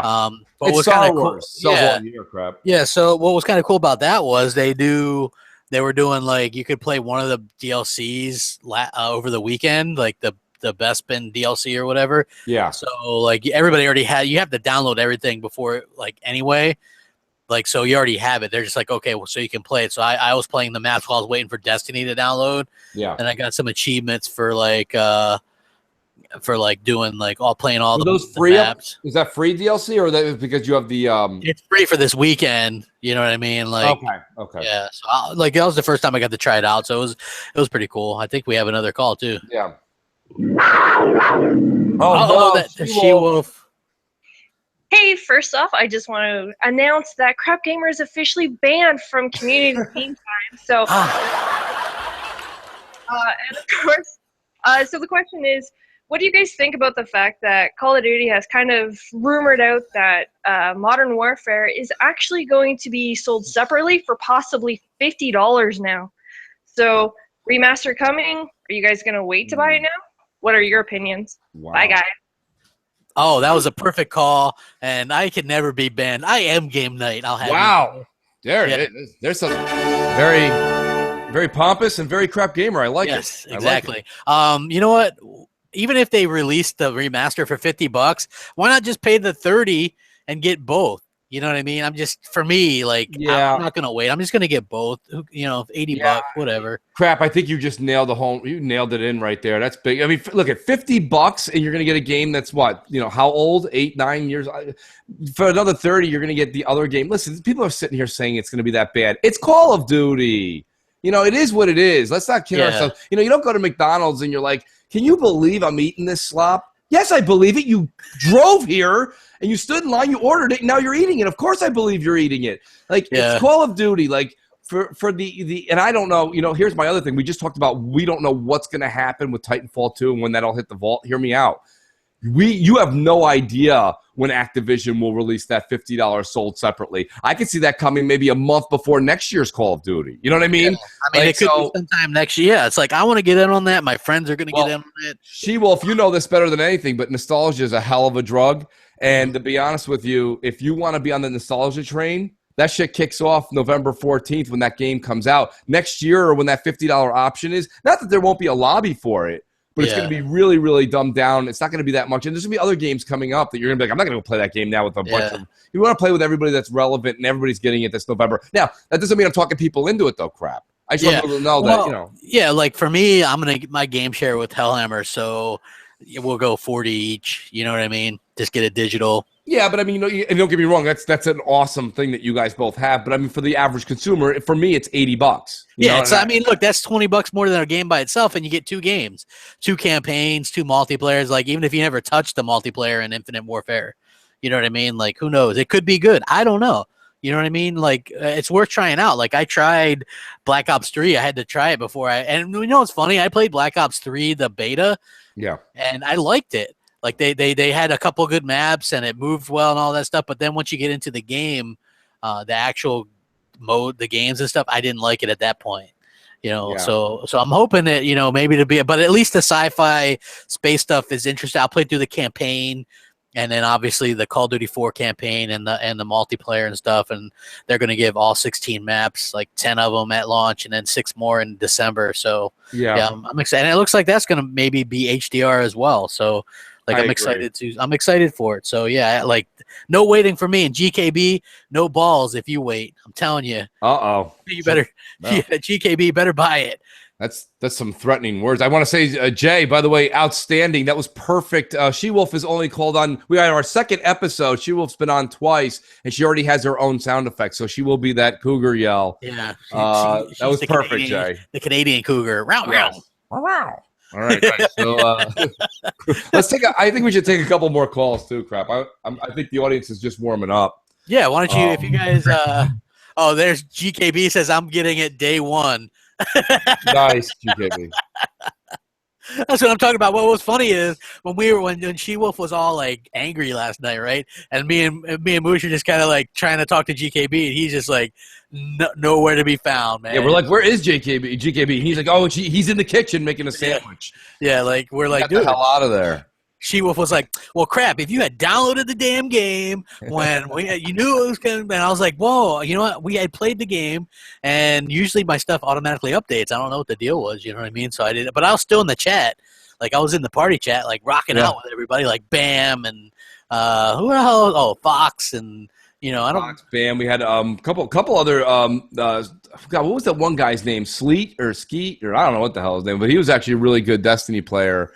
While we're waiting for a call to come in, Southbound asked a question. I don't know if it was to us, but it's in the chat. Shout out to Southie. He says, what's going to get most of your play this blockbuster season? I think that's a really good question, to be honest with you, Crap. What do you think is going to get most of your time post-November? So when you have everything, what are you going to play the most? Well, you know what? Like, I'm going to probably play Gears a lot, but then I'll probably play Call of Duty 4 a lot as well. I don't know, because, wow. That is a really good question, because there's actually a lot of I like Battlefield 1 a lot too. Like I never thought. I'm telling you right now, I'm going out there and making a Mooch prediction on Crap. So it's really hard. I'm making a prediction based on somebody else's actual feelings. Crap, I know you're buying Battlefield 1. That's a done deal already. But my point is that will be the game that I think you have highly on your list that you play the least. I guarantee it. You're probably 100% right. Like, to me, I can see most of my time going to Gears and probably Call of Duty 4. Just because, I want to get into Gears, Crap. So hopefully you talk. I've talked you into certain games. I hope you get me into the multiplayer. Gears for me has always been a campaign game. Yeah. Well, here's the thing, right? Like, you have to tough it out, and there you get slaughtered a lot in that game. So, yeah, I mean, you do, but I think listen, I've watched a bunch of the IGN first, and with Rod doing his whole like let's plays and things like that. I think they've worked on taking it. Look, the barrel roll and shotgun thing is not gone, but I think they've limited it. Do you agree? I think there's a little bit more. They've made farther, like that buzzsaw weapon now that shoots out like the buzz blades. They've made it so you can play the game from long distance now. I think it's a little bit better. And the Lancers, to be fair, are good for long distance. Like a lot of people, like first thing that like a lot of the hardcore gamers will do is they switch to the Nasher right away so they can get up close and do that. But the Lancer, which is a mid to far range weapon, actually works pretty well in the beta. It did, so I can imagine that it's a little more balanced. Usually it's Nasher of War, but so hopefully, and then also like they're doing the Horde mode, which is pretty cool. Like everybody can do that. So, yes, Horde mode's going to bring the community together too. How many people are allowed to play in that? 16, I think 5. 12 or? I think it's 5. Which is the one they're advertising that's 12 people? Or 16. Isn't there like a big is that just a huge TDM? I don't know. I thought there was. I thought. Sure. I don't know if somebody calls in and is a gearhead. Let me know. I thought that was something that was really like where they were pushing the envelope on having a lot of people in the play. I don't know if it's 8v8 or what the deal is. The best thing to do with Gears multiplayer is go into a private lobby and with your friends or whatever and figure out some of the stuff. Like when I was first playing Gears Ultimate, like me and my buddy Grave, we're like, our shots aren't really. I don't know what's up. Let's go into a private lobby, and then you find out that you have to aim slightly towards the right. Well, I'm gonna be a bit pompous here, Crap, but I think the first 3 Saturdays of October should all be Gears. Yeah, well, I mean, I'll be into it like big time. You know what I mean? Like I love Gears. I think it's phenomenal. So I think that it's Well, I'll be jumping into your party. Yeah. Oh, that's fine. I mean, yeah, I love Gears. I think. So Southeast says 5-player co-op for Horde. All right, thank you. Hey, South, if you can in the chat, is there anything that's going to be more like where you're utilizing 12 or 16 players in the match? I know that like the team deathmatch is it's like 5v5 or whatever. So right. Like I'm glad they didn't like make it too much because there's already like some of the weapons can be. It's like for Gears, it's really all about getting the power weapons and not letting the enemy team get the power weapons. So, I don't go in for all that wall bouncing nonsense. Like a lot of people are like bouncing. Like you can tell when you're playing against a legit player, like they're bouncing all on the walls and stuff, and like they all around you. Next thing you know, you're dead. You know what I mean? Like Gears is a team-based game. You definitely need to do the team-based stuff. So yeah, I think definitely is Arms Race. Shout out to Mr. Sky Blue 1972. I like the name too. Is Arms Race a Gears 4 mode? It is, but I think it's a isn't that a new game mode? That's what I'm trying to say. I think there's something out there that really utilizes the whole, like, Microsoft being able to have that many people in the chat and all that other good stuff. Yeah, I think that's a new game mode. I haven't played it, but one thing that I do like about what Gears 4 is offering is the whole, like, you can buy the physical pack of cards and then like use them in the game or whatever. They can get you like certain things yeah. She-Wolf is right. Foxfire is really good at talking Gears and stuff too. But because I played the beta a lot or the alpha, but then once I hit a certain level, I stopped playing it because once you got something, you unlock something for the retail game if you hit a certain level or something. So once I hit that level, I stopped playing because I didn't want to spoil the game for myself. Right. But I'm really excited for it. And again, like these games are hitting one after the other, so it's going to be interesting to see what happens because I've been playing the hell out of Recore, and I still got collectibles and stuff to find in that. And then obviously Forza Horizon 3 is coming out, so I'm really excited about that as well. And then obviously Gears comes out right after that. Yeah, this is going to be tough, man. The thing is that you want to get all these games, but you also want to enjoy them. Yeah. There's Fox, and we were just talking about Gears. Yeah. Yeah. There she is. Nice. And she's a big Gears head too. I can imagine that we're going to be playing that game. Listen, I'm all about it. I didn't listen. The reason that I think I didn't get into the whole Gears thing as far as the multiplayer is just I wasn't involved in a Gears community. But after the past year of getting to know, Fox and a lot of the other people that really played hardcore, at least now we have this group to kind of go in with. It's kind of cool. Yeah. You know what? And I think that one of the best ways to probably get people into it is to try the more like the horde mode or whatever, right? Because I think that that's going to be something that people are going to be like, oh, that's cool. Because if you go like flat into like the versus multiplayer, you're probably not going to have a good time at first. It takes a lot of skill and practice. So and you know what happens with Gears as well, and I think I've said this before, is you can play it and it get pretty good. Like I can play it like Gears Ultimate, and I got really good at that. And I've even put out like a montage on my channel or stuff where I was actually doing really good and could clutch and stuff like that. But when you stop playing it for a little bit to play something else and go back to it, you have to remember that the hardcore people haven't stopped playing it. And so they're much better than you. Like when I first go back in that game, it'll take me a few rounds to find my bearings again.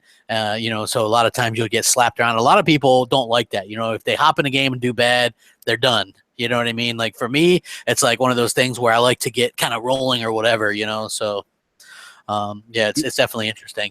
It was one of the most interesting stories, and I gave you this story yesterday, but I thought it was just kind of funny, which was Dateline, Arizona. The 16-year-old Mexican nationalist was arrested on Thursday, and he smuggled in $10,000 worth of meth in his Xbox. Yeah. Yeah. And you know what? I thought it was just funny because it seems like the kind of news story that the media would run with, like Xbox used to smuggle meth, and how can we blame Microsoft? You know what I mean? I just thought it was really interesting. And the story was like, they didn't say which type of Xbox was involved. Like that's the bottom of the thing. It's like they didn't say which. That looked type like an of OG. Xbox. It looked like an OG one from the picture I saw. We got a phone call. Jay Williams. Or just Jay. Or Jay Dubs. Pardon me. Yeah. I wanted to ask you a question about the new Gears of War trailer coming tomorrow. And also, Mooch, what are you looking forward to on Destiny Rise of Iron? Thanks. Bye. Oh, crap. Looks like that was a straight up Mooch maniac right there. That was only to Mooch. No, what was the first part of his question? I didn't catch it because he kind of cut in and out there. Yeah, I didn't catch the beginning part, but he said, what are you looking forward to with Rise of Iron? To be honest with you, let's put it this way. First of all, I always like a new game mode in multiplayer.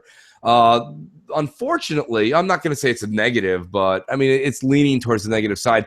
It's basically just Call of Duty did it 8 years ago when they did the tags pickup, right? So when you kill somebody, you have to go pick up their tag, counts as a kill. I can't remember what that's actually the Call of Duty reference is to it. But crap, what is that multiplayer match where you shoot somebody, then you have to actually, to count the kill, you have to go pick up their tags? I don't know. We'll call it tag. Yeah, it wasn't, tag whatever. mode. Yeah, I forget what the hell it was. But you know what I'm talking about. Yeah. Anyways, that's the new game mode in Rise of Iron. So when you do a long distance, they'll probably be on maps that are a little bit more large, the larger size ones. And when you're doing a sniper move, you don't just get the kill from long distance. You actually have to go up and pick up. I think in this case, it's like their soul or their something or whatever it is, their attribute, whatever the hell it is. But I think that's pretty cool. I am looking forward to a new game mode. Wish it was something a little bit more creative, but nonetheless, it's new, so I'll take it. The other thing I'm looking forward to is new weapons. I mean, my God, these weapons are so stale we're using now. I'm really looking forward to seeing what Bungie's creative. Kill confirmed. They're saying that's the name of the game. Right. Yeah. Kill confirmed is what it was on COD, but it's the same concept on Rise of Iron.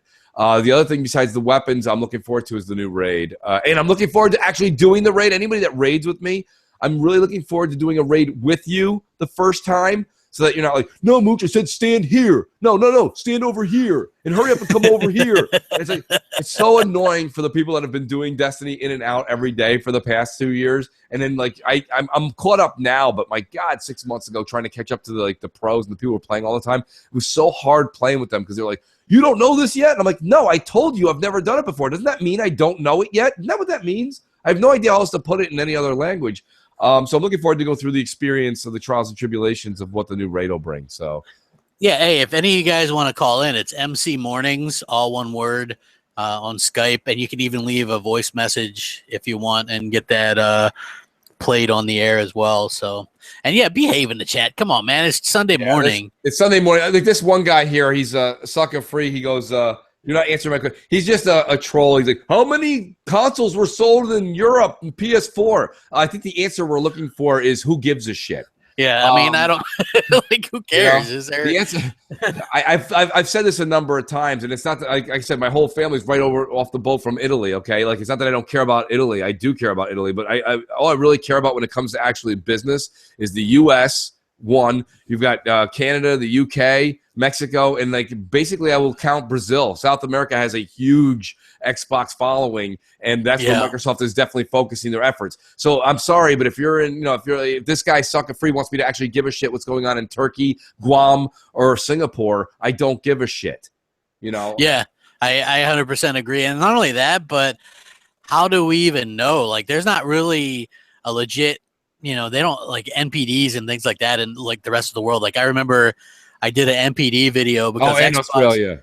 I do count Australia. Yeah, like Xbox beat the PS4 in the NPD by like 115,000 in August, right? So I did a video about it, and then some of the comments were like, "Yeah, but worldwide, blah blah blah." I'm like, how do you even know worldwide?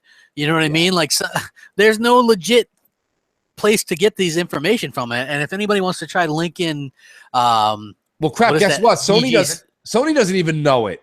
They said 43. They backtracked to 40 million. Oh, people were like, they'll have 45 million. Remember, I think I was one of the ones that said that. I was like, they could have 45 million sold by the time the Pro or whatever comes out, and they probably don't even have 40 million. You know what I mean? No, they probably really don't. That's just like ship sitting in a crate somewhere. Or the people that are like still like, well, the last numbers that we got was over a year ago on Xbox, where it supposedly leaked that there was 20 million that had the anniversary update or whatever, the Windows 10 update or whatever. Yeah. Right. So you're talking about almost a year ago, and people still list the Xbox One at like 20 million. Right. You know what I mean? They're like, oh, PS4 is doubling it. How come this? Listen, if the numbers are so whacked out, hear me out, everybody. People are starting to leave the Xbox 360 now, right? The 360 era, that's all kind of going away now. Microsoft's not really paying attention to it anymore. There's 48 million users on Xbox Live to the 11 million on PlayStation Network. Like, what does that tell you? Like, there's a lot of people who have Xbox Ones. The number's a lot higher than people think. Yeah, just because Microsoft doesn't shout it from the rooftops doesn't mean anything. You know what I mean? Like, look, remember people thought Halo bombed? They're like, Halo, that's done. Halo is over with. Like, nobody cares about Halo anymore. Right. And then Frank O'Connor comes out and says, well, we did sell over 5 million in the first 3 months. So, you know what I mean? And that's like people you start seeing go, oh, well, that's quite a high number there. Not only that, but it's retained a ton of players. Like, that Halo is more active than any Halo I can remember.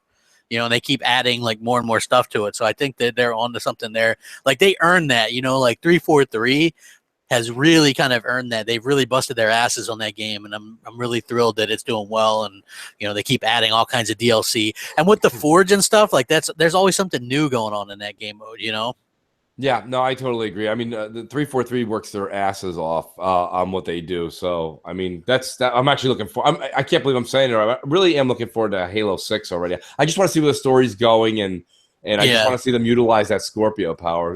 I don't think we have to worry. Yeah, a 4K native Halo game, that would be phenomenal.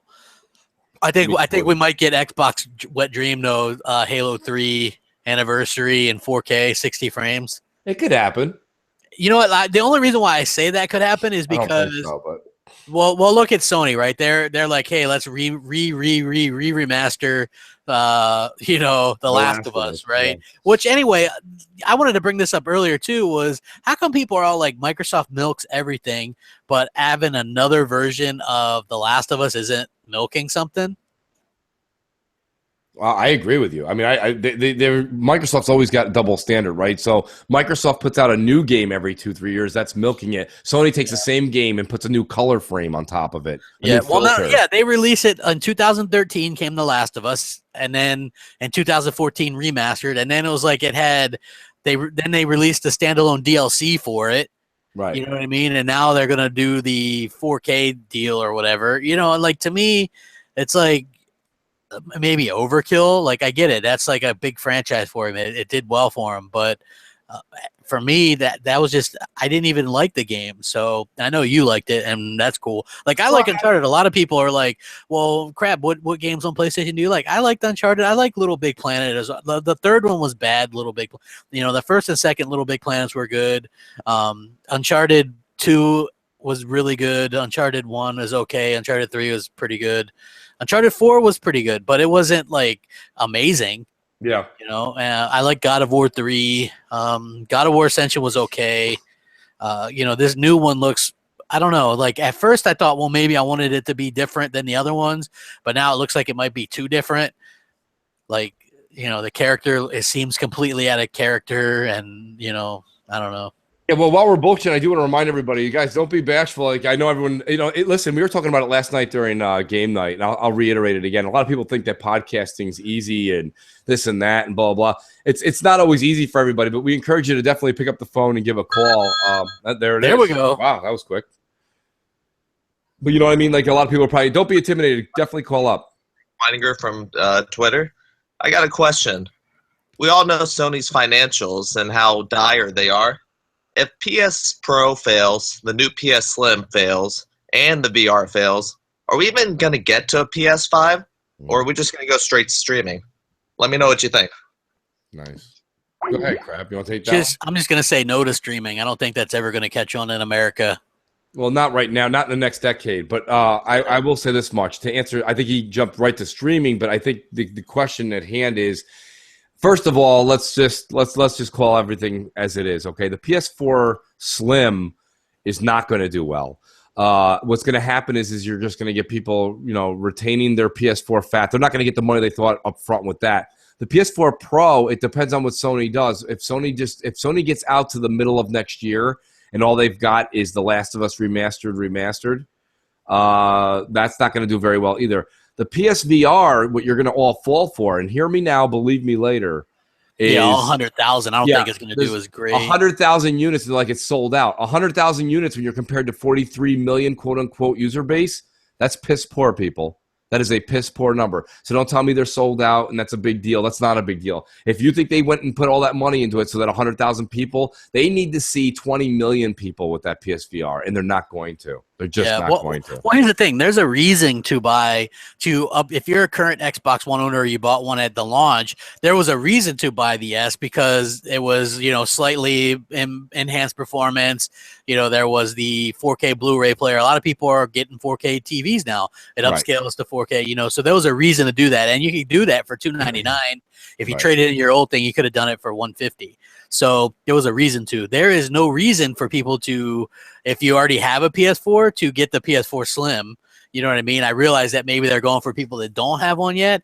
But if I were like really looking for one, I would definitely not want to buy one of those. It's like the PS3 Fats were way better than either of the Slim iterations. You know what I mean? It's like I don't understand what Sony was thinking with that. Then with the Pro, I don't like that's only $100 more than the Slim. So I think it's absolutely they killed the Slim. And you know how everybody was like, did Microsoft kill the S by announcing Scorpio? And then the whole time I'm thinking, nobody's asked that question about Sony yet. You know what I mean? And so I think that's a bit unfortunate. Like Sony literally did kill the Slim. That's not in the top 100 on Amazon, and that's about to come out. Or didn't it already release or something? Yeah, I think it did. Did it release? I thought. I think it on the 15th or something, right? Not even sure, to be honest. I'm gonna have to look. I'm gonna Google this thing real quick. I'd like to take a couple more calls before we get into football, because NFL football in the United States is very big. I know we have a lot of UK listeners, and probably a lot of UK people are starting to get into the NFL because there is 1 or 2 games a year over there. September 15th. It did, right? Yeah. Little fan. That tells you how big it is, huh? Right. That's what I'm saying. It's going to be the PSVR, in my opinion. I'm just get back on that. Is going to be a flop. I said it day one. It's a fad. It's a fad. Don't listen to people. Listen, that Samsung VR, when you put your phone in, they're giving it away for free crap when you buy a phone that doesn't blow up in your pocket. And I got some kind of weird VR for phone too. It sucks. It's terrible. Nobody wants to do. It's nobody wants to. Listen, I don't even like goggles in a pool, let alone goggles on my fucking couch. Sounds like we got a call. M&C Mornings. You're live with Crouppen. You're live. Hey guys, HC again. Sorry for my previous call. Hopefully this one works out. I want to say thanks for what you guys are doing for the community. I think this is awesome. My question was, if you have never played BioShock, would you get BioShock instead of Recore right now? Okay. I will definitely be getting Recore, but I'm thinking of getting BioShock first. But anyways, and another thing is, what do you guys think of these new Battlefield consoles? I like. Okay. Good question. I would definitely get the new IP first, just because. Yeah. I've never played the first 2 BioShocks, but I still went with Recore. So. Yeah, I'm a BioShock nut, but I got to agree with Crap. I would get the new IP because listen, it really is what the nostalgia today would be. I'm in the heat of it. I'm in the mix of it. Everyone's talking Recore. If you go on Twitter, if you're active in the community, thanks for that call. Thanks for the compliment. But my point being is like, enjoy that now. Like, if you get on Twitter right now and you're like, oh my God, I can't believe how detailed Rapture looks in BioShock 1. Everyone's going to be like, yay. You know what I mean? Like, it doesn't have the heartbeat of the community right now. Enjoy what is the new game, the new IP, and then enjoy what the absolute genius is of BioShock when you're in a little bit of a new game lull. You know what I mean? Yeah. I agree 100%. Like I would say definitely buy Recore. And then as far as the Battlefield stuff goes, I like the consoles. That green console is awesome. I also like that charcoal colored console or whatever it is. I think that console looks phenomenal. I really, and I can't believe I'm saying this because I'm not much of I just wish it had like a military symbol on it, or something. Yeah, some people were saying that. Like I think I forget who it was on my feed. They were like, it would look good with that American star or whatever on there, right? Yeah. And I was like, yeah, but you know what? They probably want to sell this place in other places as well. And World War I was all about, like the unity of everybody or whatever. So no, it's a very good point. the decal that I'm talking about is very American centric. So you're right. Yeah, so I would just say that I like the fact that it's that way. And if you wanna buy a sticker and slap it on there, then go ahead. Hey, someone in the chat asked Goonies or Stranger Things. Ooh, it's our time. I gotta go Goonies, but that's not fair though. It's not fair. I really gotta watch Stranger Things. I've only seen snippets of it, so Stranger I will Things is really, really good. But I will watch it. How can you go wrong with Goonies? It's our time now. It's our town down here. Our wish, our dream.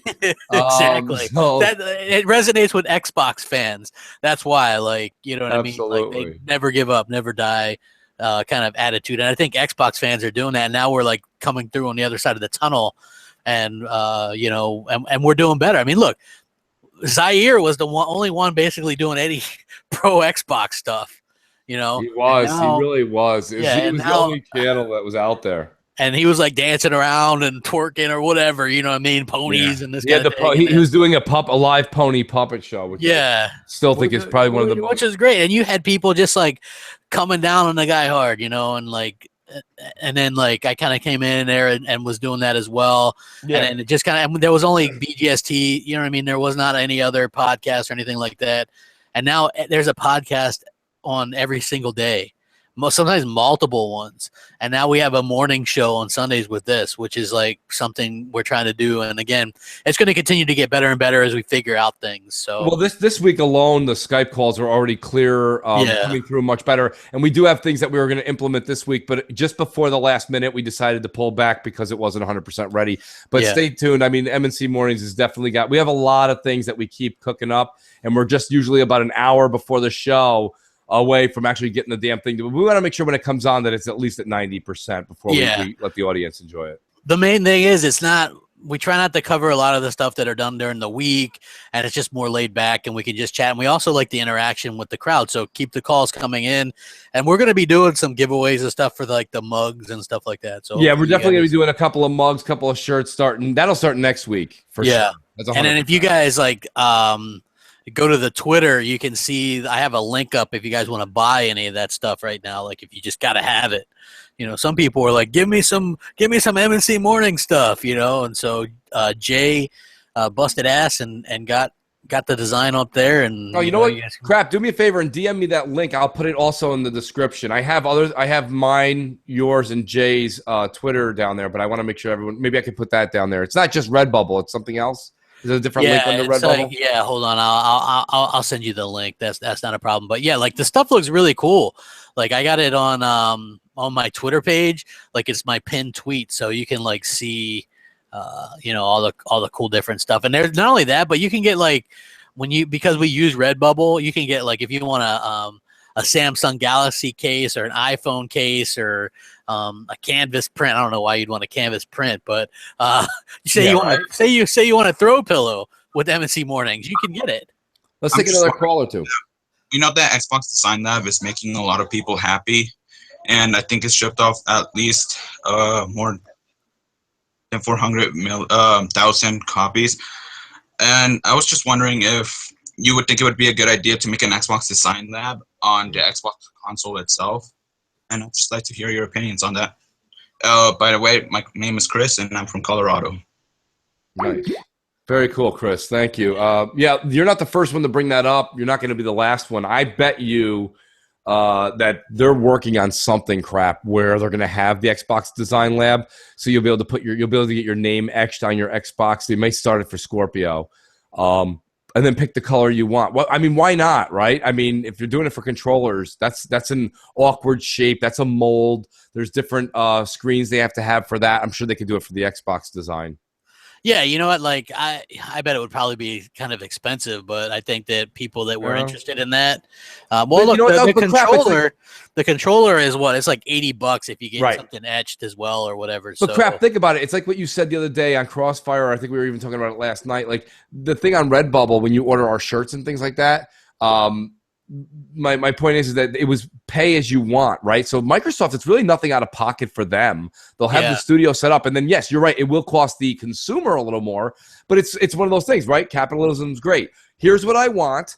Here's the cost. I'm willing to pay it, both sides are happy. Yeah, well, So- imagine if you just wanted a black Xbox One S. You know what I Fine. mean? You could get it. You know what I mean? Fine, Or if you yeah. wanted colors that match your favorite football team or whatever, then I think that you could do that as well. So I think that would be a good idea. Right. No, I totally agree with you. And my point being is if the consumer wants it, crap, and if the cost is a little high, if you're willing to pay it, you're okay with it. So Yeah. do it. Like, give them the option.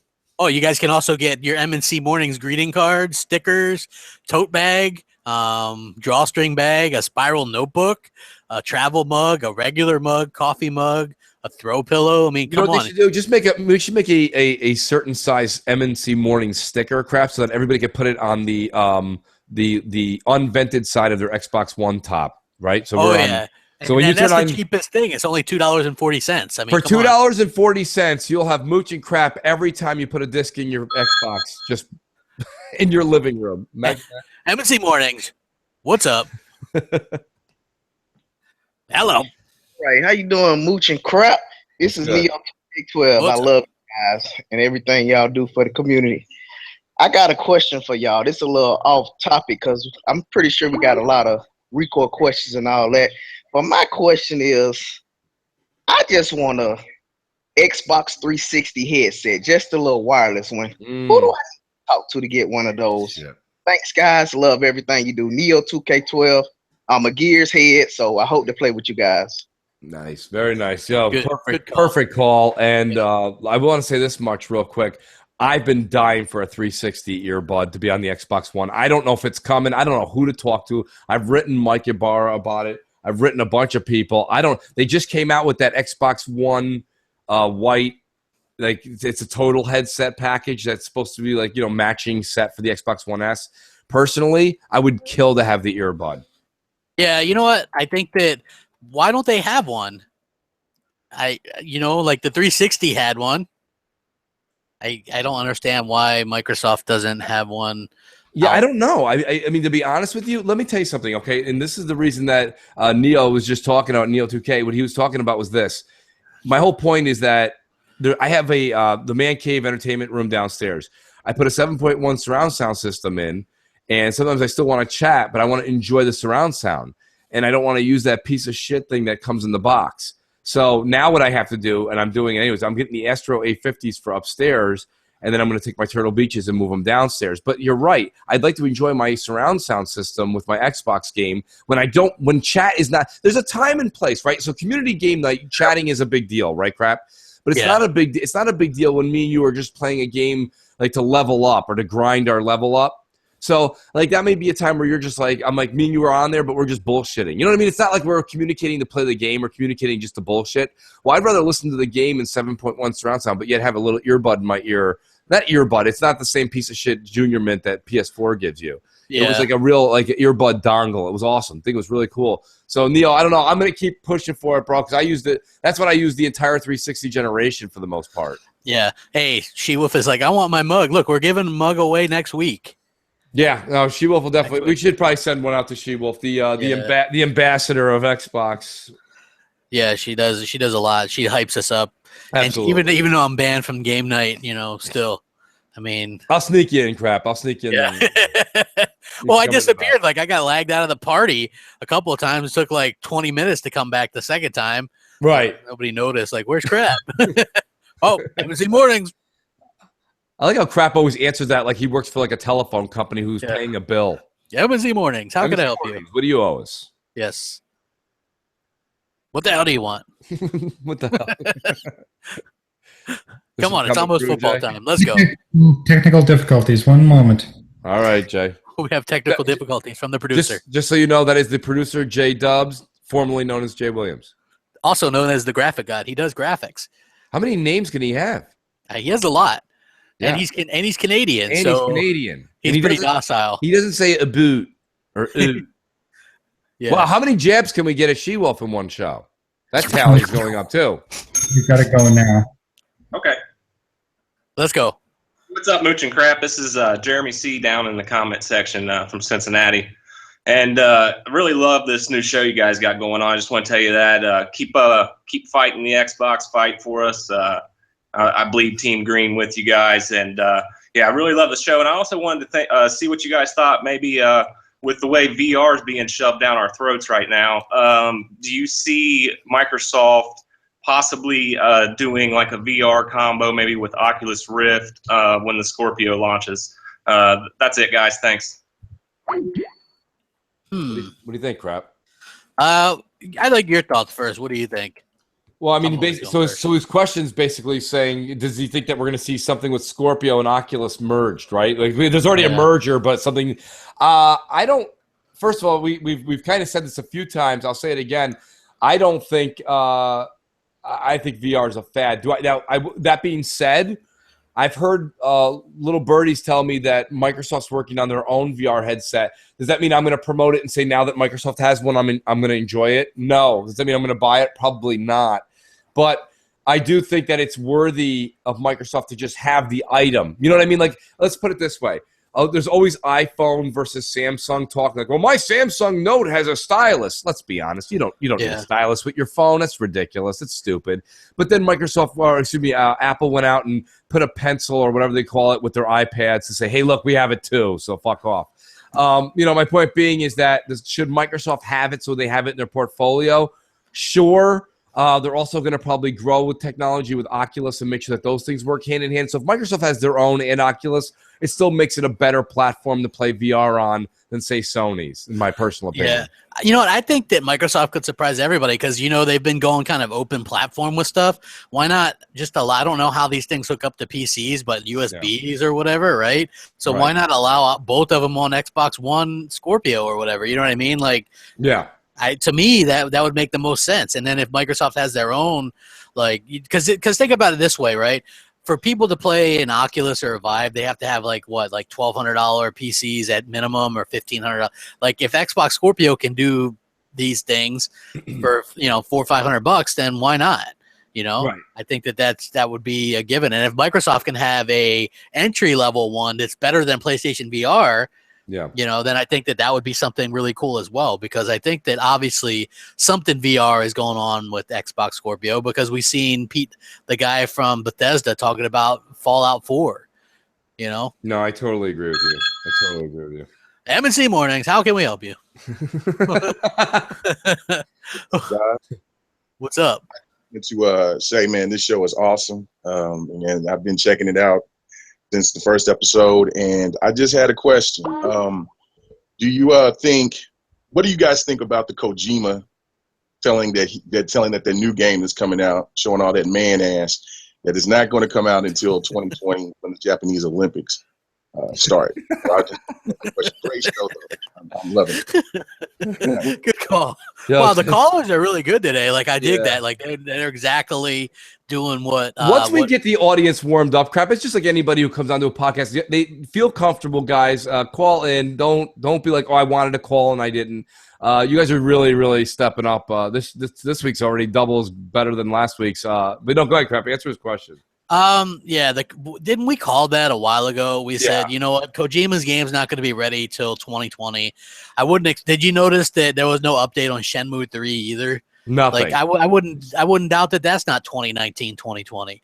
Sony sells people on these like far off dreams, and so I think that it's that doesn't surprise me at this point. If you're a PS4 owner or PlayStation fan, you have to have that feeling that Sony just tells you what you want to hear to get you to be on board with what they have, and they don't care that they never actually followed through with any of it.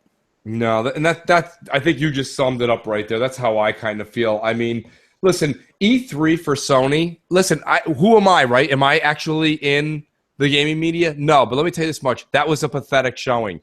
You do not go on E3 when you have a console coming out. You have the Pro coming out in a couple of months. You have a PSVR unit coming out in a couple of months. And you have been out in this generation for 3 years. And you're showing me games coming out post-2019? Like, get the fuck out of here. That is an utter fail. And Phil Spencer said that when he didn't say that. He said basically when he took over that he wants E3 to start being games that people are going to play within the next 12 months. So when you look at it, you're playing the game. That's the game you're going to be playing in 12 months. Yeah. Not something He's like, we're shipping 4 exclusives this year. You know what I mean? Like the holiday time. So I think that that basically says it. That basically says it all.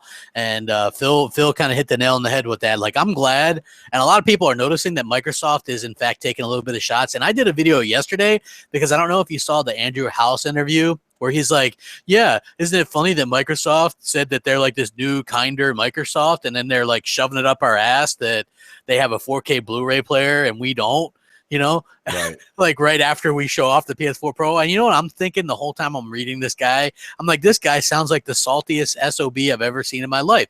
Like, why? What? So Microsoft shouldn't advertise that they're the only console that has a 4K Blu-ray player? That's like saying, you know, Sony shouldn't advertise that they were doing, you know, no DRM or whatever. I mean, they did all the same shit. You know what I'm saying?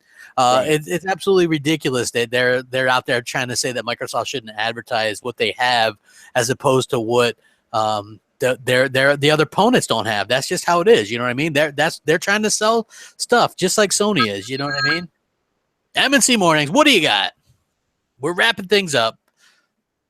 Hey, what's going on, fellas? It's your boy Livewire again.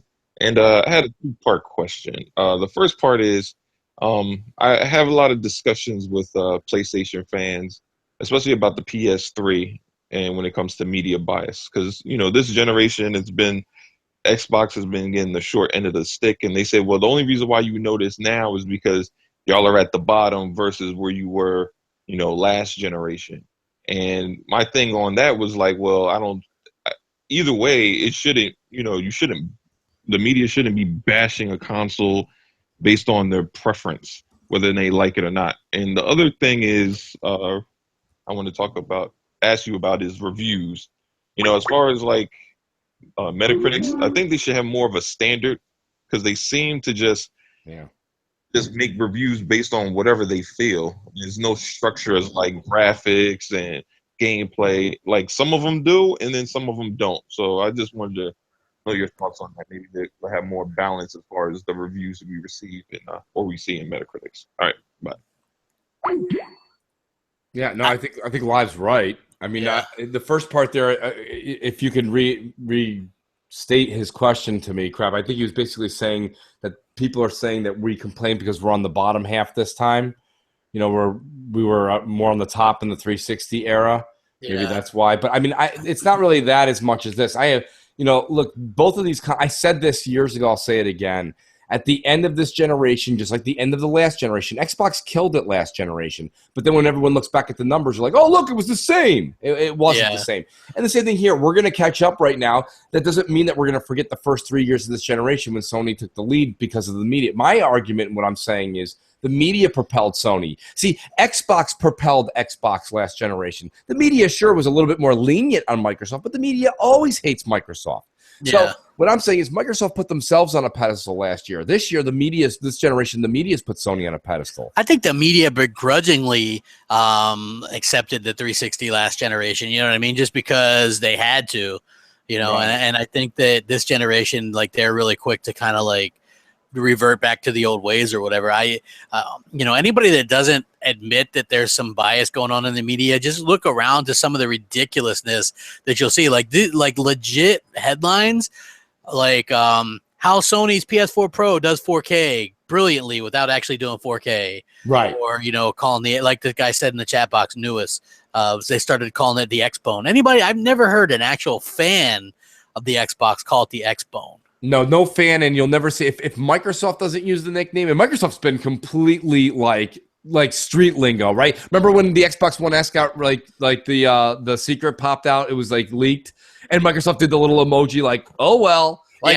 they're very cool with what's going on the street. They know what's happening. The people that are in charge of their Twitter and stuff. Hey, we were joking with Mikey Barra. That dude came into Crossfire, and I'm joking with him about him being a Scorpio because we all his ass off. Yeah, you know what I mean. Like, they're very laid back people. So if Microsoft's not condoning X-Bone, you know that it's more of a vulgar comment. And so anyone that says that, and like, there's a few people that are in the chat, and there's a few people on Twitter that always say. Shout out to Too Much Food. If you're trying to call in, dude. The line, I believe, is open unless imagine that would actually be food. M&C Mornings. Crap sounds just like somebody at the next guy up at the McDonald's line. And crap, just to let you know, I am a crapaholic, but Hell Mooch yeah. boy. But a quick question for you guys for Quantum Break, man. Microsoft puts out these excellent experiences, and with the Quantum Break, do you guys see a sequel coming really soon? Because no one's ever did that in a game where they actually integrated like a TV series plus an actual game, and I've never seen that before, and I really like that experience because that was literally top-notch quality. And I want to get you guys' opinion on that if we're going to actually see, hopefully, a sequel in Quantum Break. Thanks, guys. Keep doing what you're doing. I love the actual show, and I love this live stream. You guys keep it going. I'll take the answer off the air. All right, rock and roll. Man, these guys are getting it, man. They get it. You know, Quantum Break, sadly, will never see a sequel. Okay, well, I'm right there with you. And the word is sadly and unfortunately, but Remedy a lot's happened to Remedy in the past 6 months. I think one of the key things that we should talk about is the CEO has been, it's a new CEO or somebody who's in charge. It's a new regime at Remedy Games. And you can tell there's a new regime because they're making some piece of crap. It looks like a mobile game for China. Yeah, did you see the guy, like, he's like what the manager or whatever, he's like really praising Sony and stuff a lot lately. Yes. Yeah, he's like really saying how there's like, oh, well, there probably won't be that big a difference between the Pro and Scorpio and all this kind of stuff, right? Like, right. I mean, come on, you know, like really. But yeah, I loved Quantum Break. I thought it was phenomenal. Again, the media really crucified the game because it used checkerboarding rendering. You know, think about it. Well, the media tore apart Quantum Break because they use checkerboard rendering, which is like a way to kind of just like fill in the gaps or whatever, so you can do like output it at 1080p, right? So that's basically what the PS4 is going to do to every game to get to 4K, and then as well as just straight up upscale. And the media is saying how glorious that is. But when Quantum Break did it, man, it was ugly and this. Disgusting. How dare you? How dare you, Remedy? You're so great. How could you use a new tactic that's a new technology that makes things better? You know, I mean, they did the best that they could with what they were doing, and no game utilized any mechanics like that, right? Crap, freezing time, moving particles in midair, being able to lock a character up and then use 3 or 4 more powers while that other one is locked in time, and then they locked you in time. It was just the scenery change, and then you could use the scenery. That was a big deal. Like when that bridge scene probably took 2 years to make alone. Yeah. You know, I mean, unfortunately, thanks for the call. I don't think we're going to be getting a Quantum Break 2 just because Remedy's lost their mind.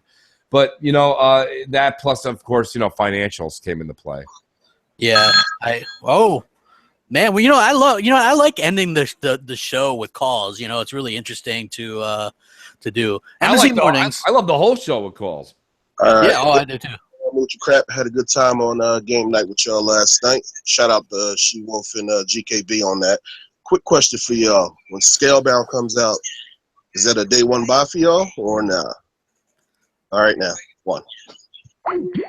Well, depending on when it comes out, Crap, I would say I think that they're going to put Scalebound out when there's almost like nothing else out, right? That's going to be like the Quantum Break. They put it out when there was really nothing for 2 or 3 weeks.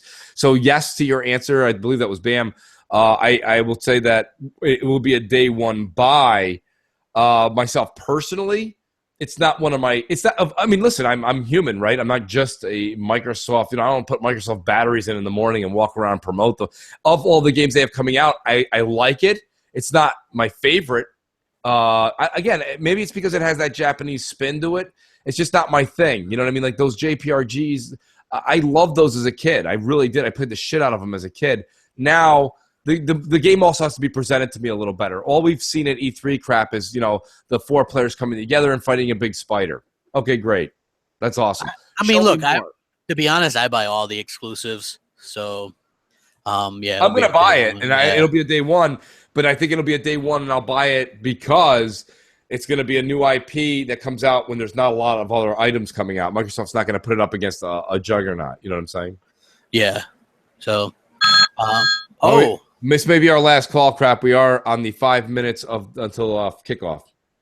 Oh, okay. Yeah, we got to start wrapping this up. Yeah, we'll wrap it up, and then we'll let Jay Williams take us out.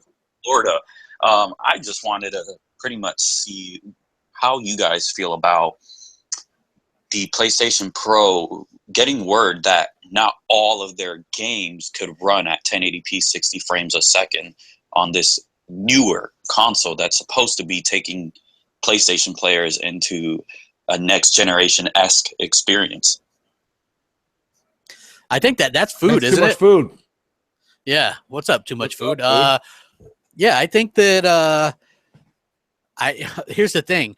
They've hyped that thing. I thought that it was going to be at least a 1080p 60 machine, right? I mean, isn't that what you thought, Mooch? Well, I mean, right? It's a mid generation, supposed to be like this big, powerful mid generation boost, and it can't do even what they promised 3 years ago. Yeah. If you look at Call of Duty Advanced Warfare, that's like in the 30s. Yeah. It's running a frame rate in the 30s. Think about that.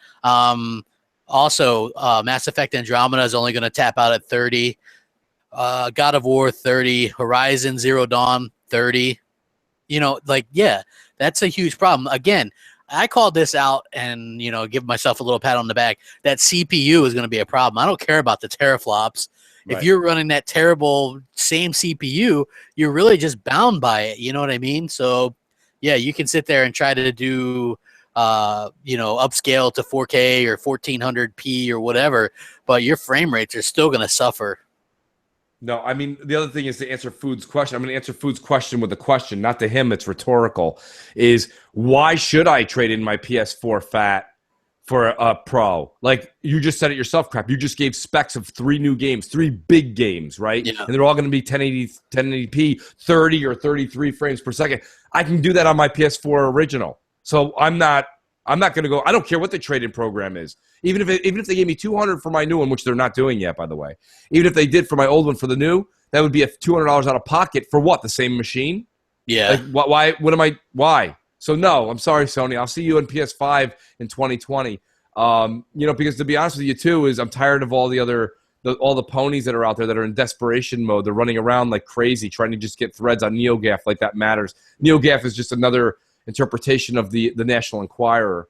And that what I mean by that is the PS5 is 2019, 2020, at least 2020 written all over it. That gives the Scorpio 2+ years to show its muscle. And listen, people are like, well, how about that asshole from Sony, that executive? He was like, well, don't forget the PS5 comes out, and then it's going to be the next generation gap between that and Scorpio. Apparently, that guy doesn't realize Phil Spencer has a Twitter, and he's already said we're working on the successor to Scorpio. So when PS5 comes out, guess what's coming out next day?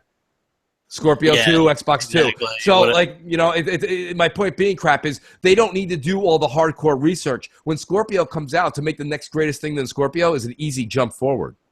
Yeah, you know what? Like, for me, the Pro's not tempting because I know a lot of people are like, you know, look, if you could do God of War at 1080 60, you know, maybe that's tempting. But the fact that, you know, it's going to be probably 1080 30 on both. Right. And, you know, I don't really see the point. You know, they really didn't sell me on that.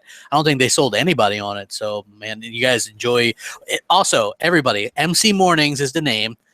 Leave a voicemail throughout the week and we'll play them back. So, you know, Mooch and Crap, Mooch and Crap.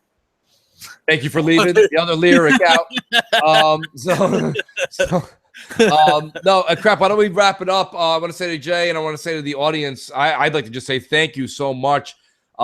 Today was just another leap forward. I think we reached a high of almost 330 people, 340 people. And again, to do that on a Sunday morning with only 2 weeks advertising, one show prior under our belt and on my channel, I do want to ask everyone, if you don't mind, please do sub. It makes it a lot easier than I have to keep taking my YouTube channel, copying it and pasting it and putting it into the promotional ads. Yeah. You know, and I do appreciate it. And I want to say thanks to Crap for, you know, Crap has done so much work. I advertised it during the week. Yeah. I was like, not just that, Crap, but you've brought a lot of enthusiasm. You've brought a lot of skill over from your channel to mine. There's a lot of crapaholics that are just like writing me saying, hey, you know, I've seen you on here or there, but I usually watch Crap and now I'm starting to tune into you. And I think it's vice versa. I think a lot of the Mooch Maniacs, if you just sub to me and not Crap, you know, me and Crap really went into kind of a deal here where I think we play off each other very well. We're on the same page with some things, but we're not on others. And that's just fine. I think it's good to have a little bit. Me and him have a lot of head-to-head discussions on certain topics where we don't see eye to eye, but we meet in the middle. Yeah. So I think this show is going to be great. We do promise you, these are not empty promises like Sony makes every E3. We have new things coming. I think this week what you saw was we really worked on fine-tuning the calls. The calls came through clearer. less static, less problems, and each week we're going to be adding a new feature. We'll either be adding a new feature or do what iPhone does with their S generation. We'll polish last week's feature. Yeah. So one way or the other, you're going to see M&C Mornings get better, and we hope you stay with us. Crap, I'll let you do an outro. Absolutely. And thanks everybody again. MC Mornings, all one word on Skype. You can leave us voicemails and things like that. Thank you guys very much for tuning in. And again, it's very fun because it's laid back. Nobody else is doing this kind of show, and it's very interactive with you guys. So thank you guys very much for hopping us out. And Jay Williams, man, how's that? We want to thank you as well. You ran the actually very, very well. Yeah, it was awesome. And plus, without the soundboard and stuff, it seems like you were a lot more focused on that, less stressful and everything like that. So yeah. So good job. Are you gonna hit us with that outro, bro? Yes, one moment. Gotcha. All right. Well, everybody, thank you again, and stay tuned. We do also have BGSD this evening. It'll probably be around the 8 o'clock hour. Just stay tuned to Twitter for that. And thank you so much. Yeah, M&C Mornings out. Rack it.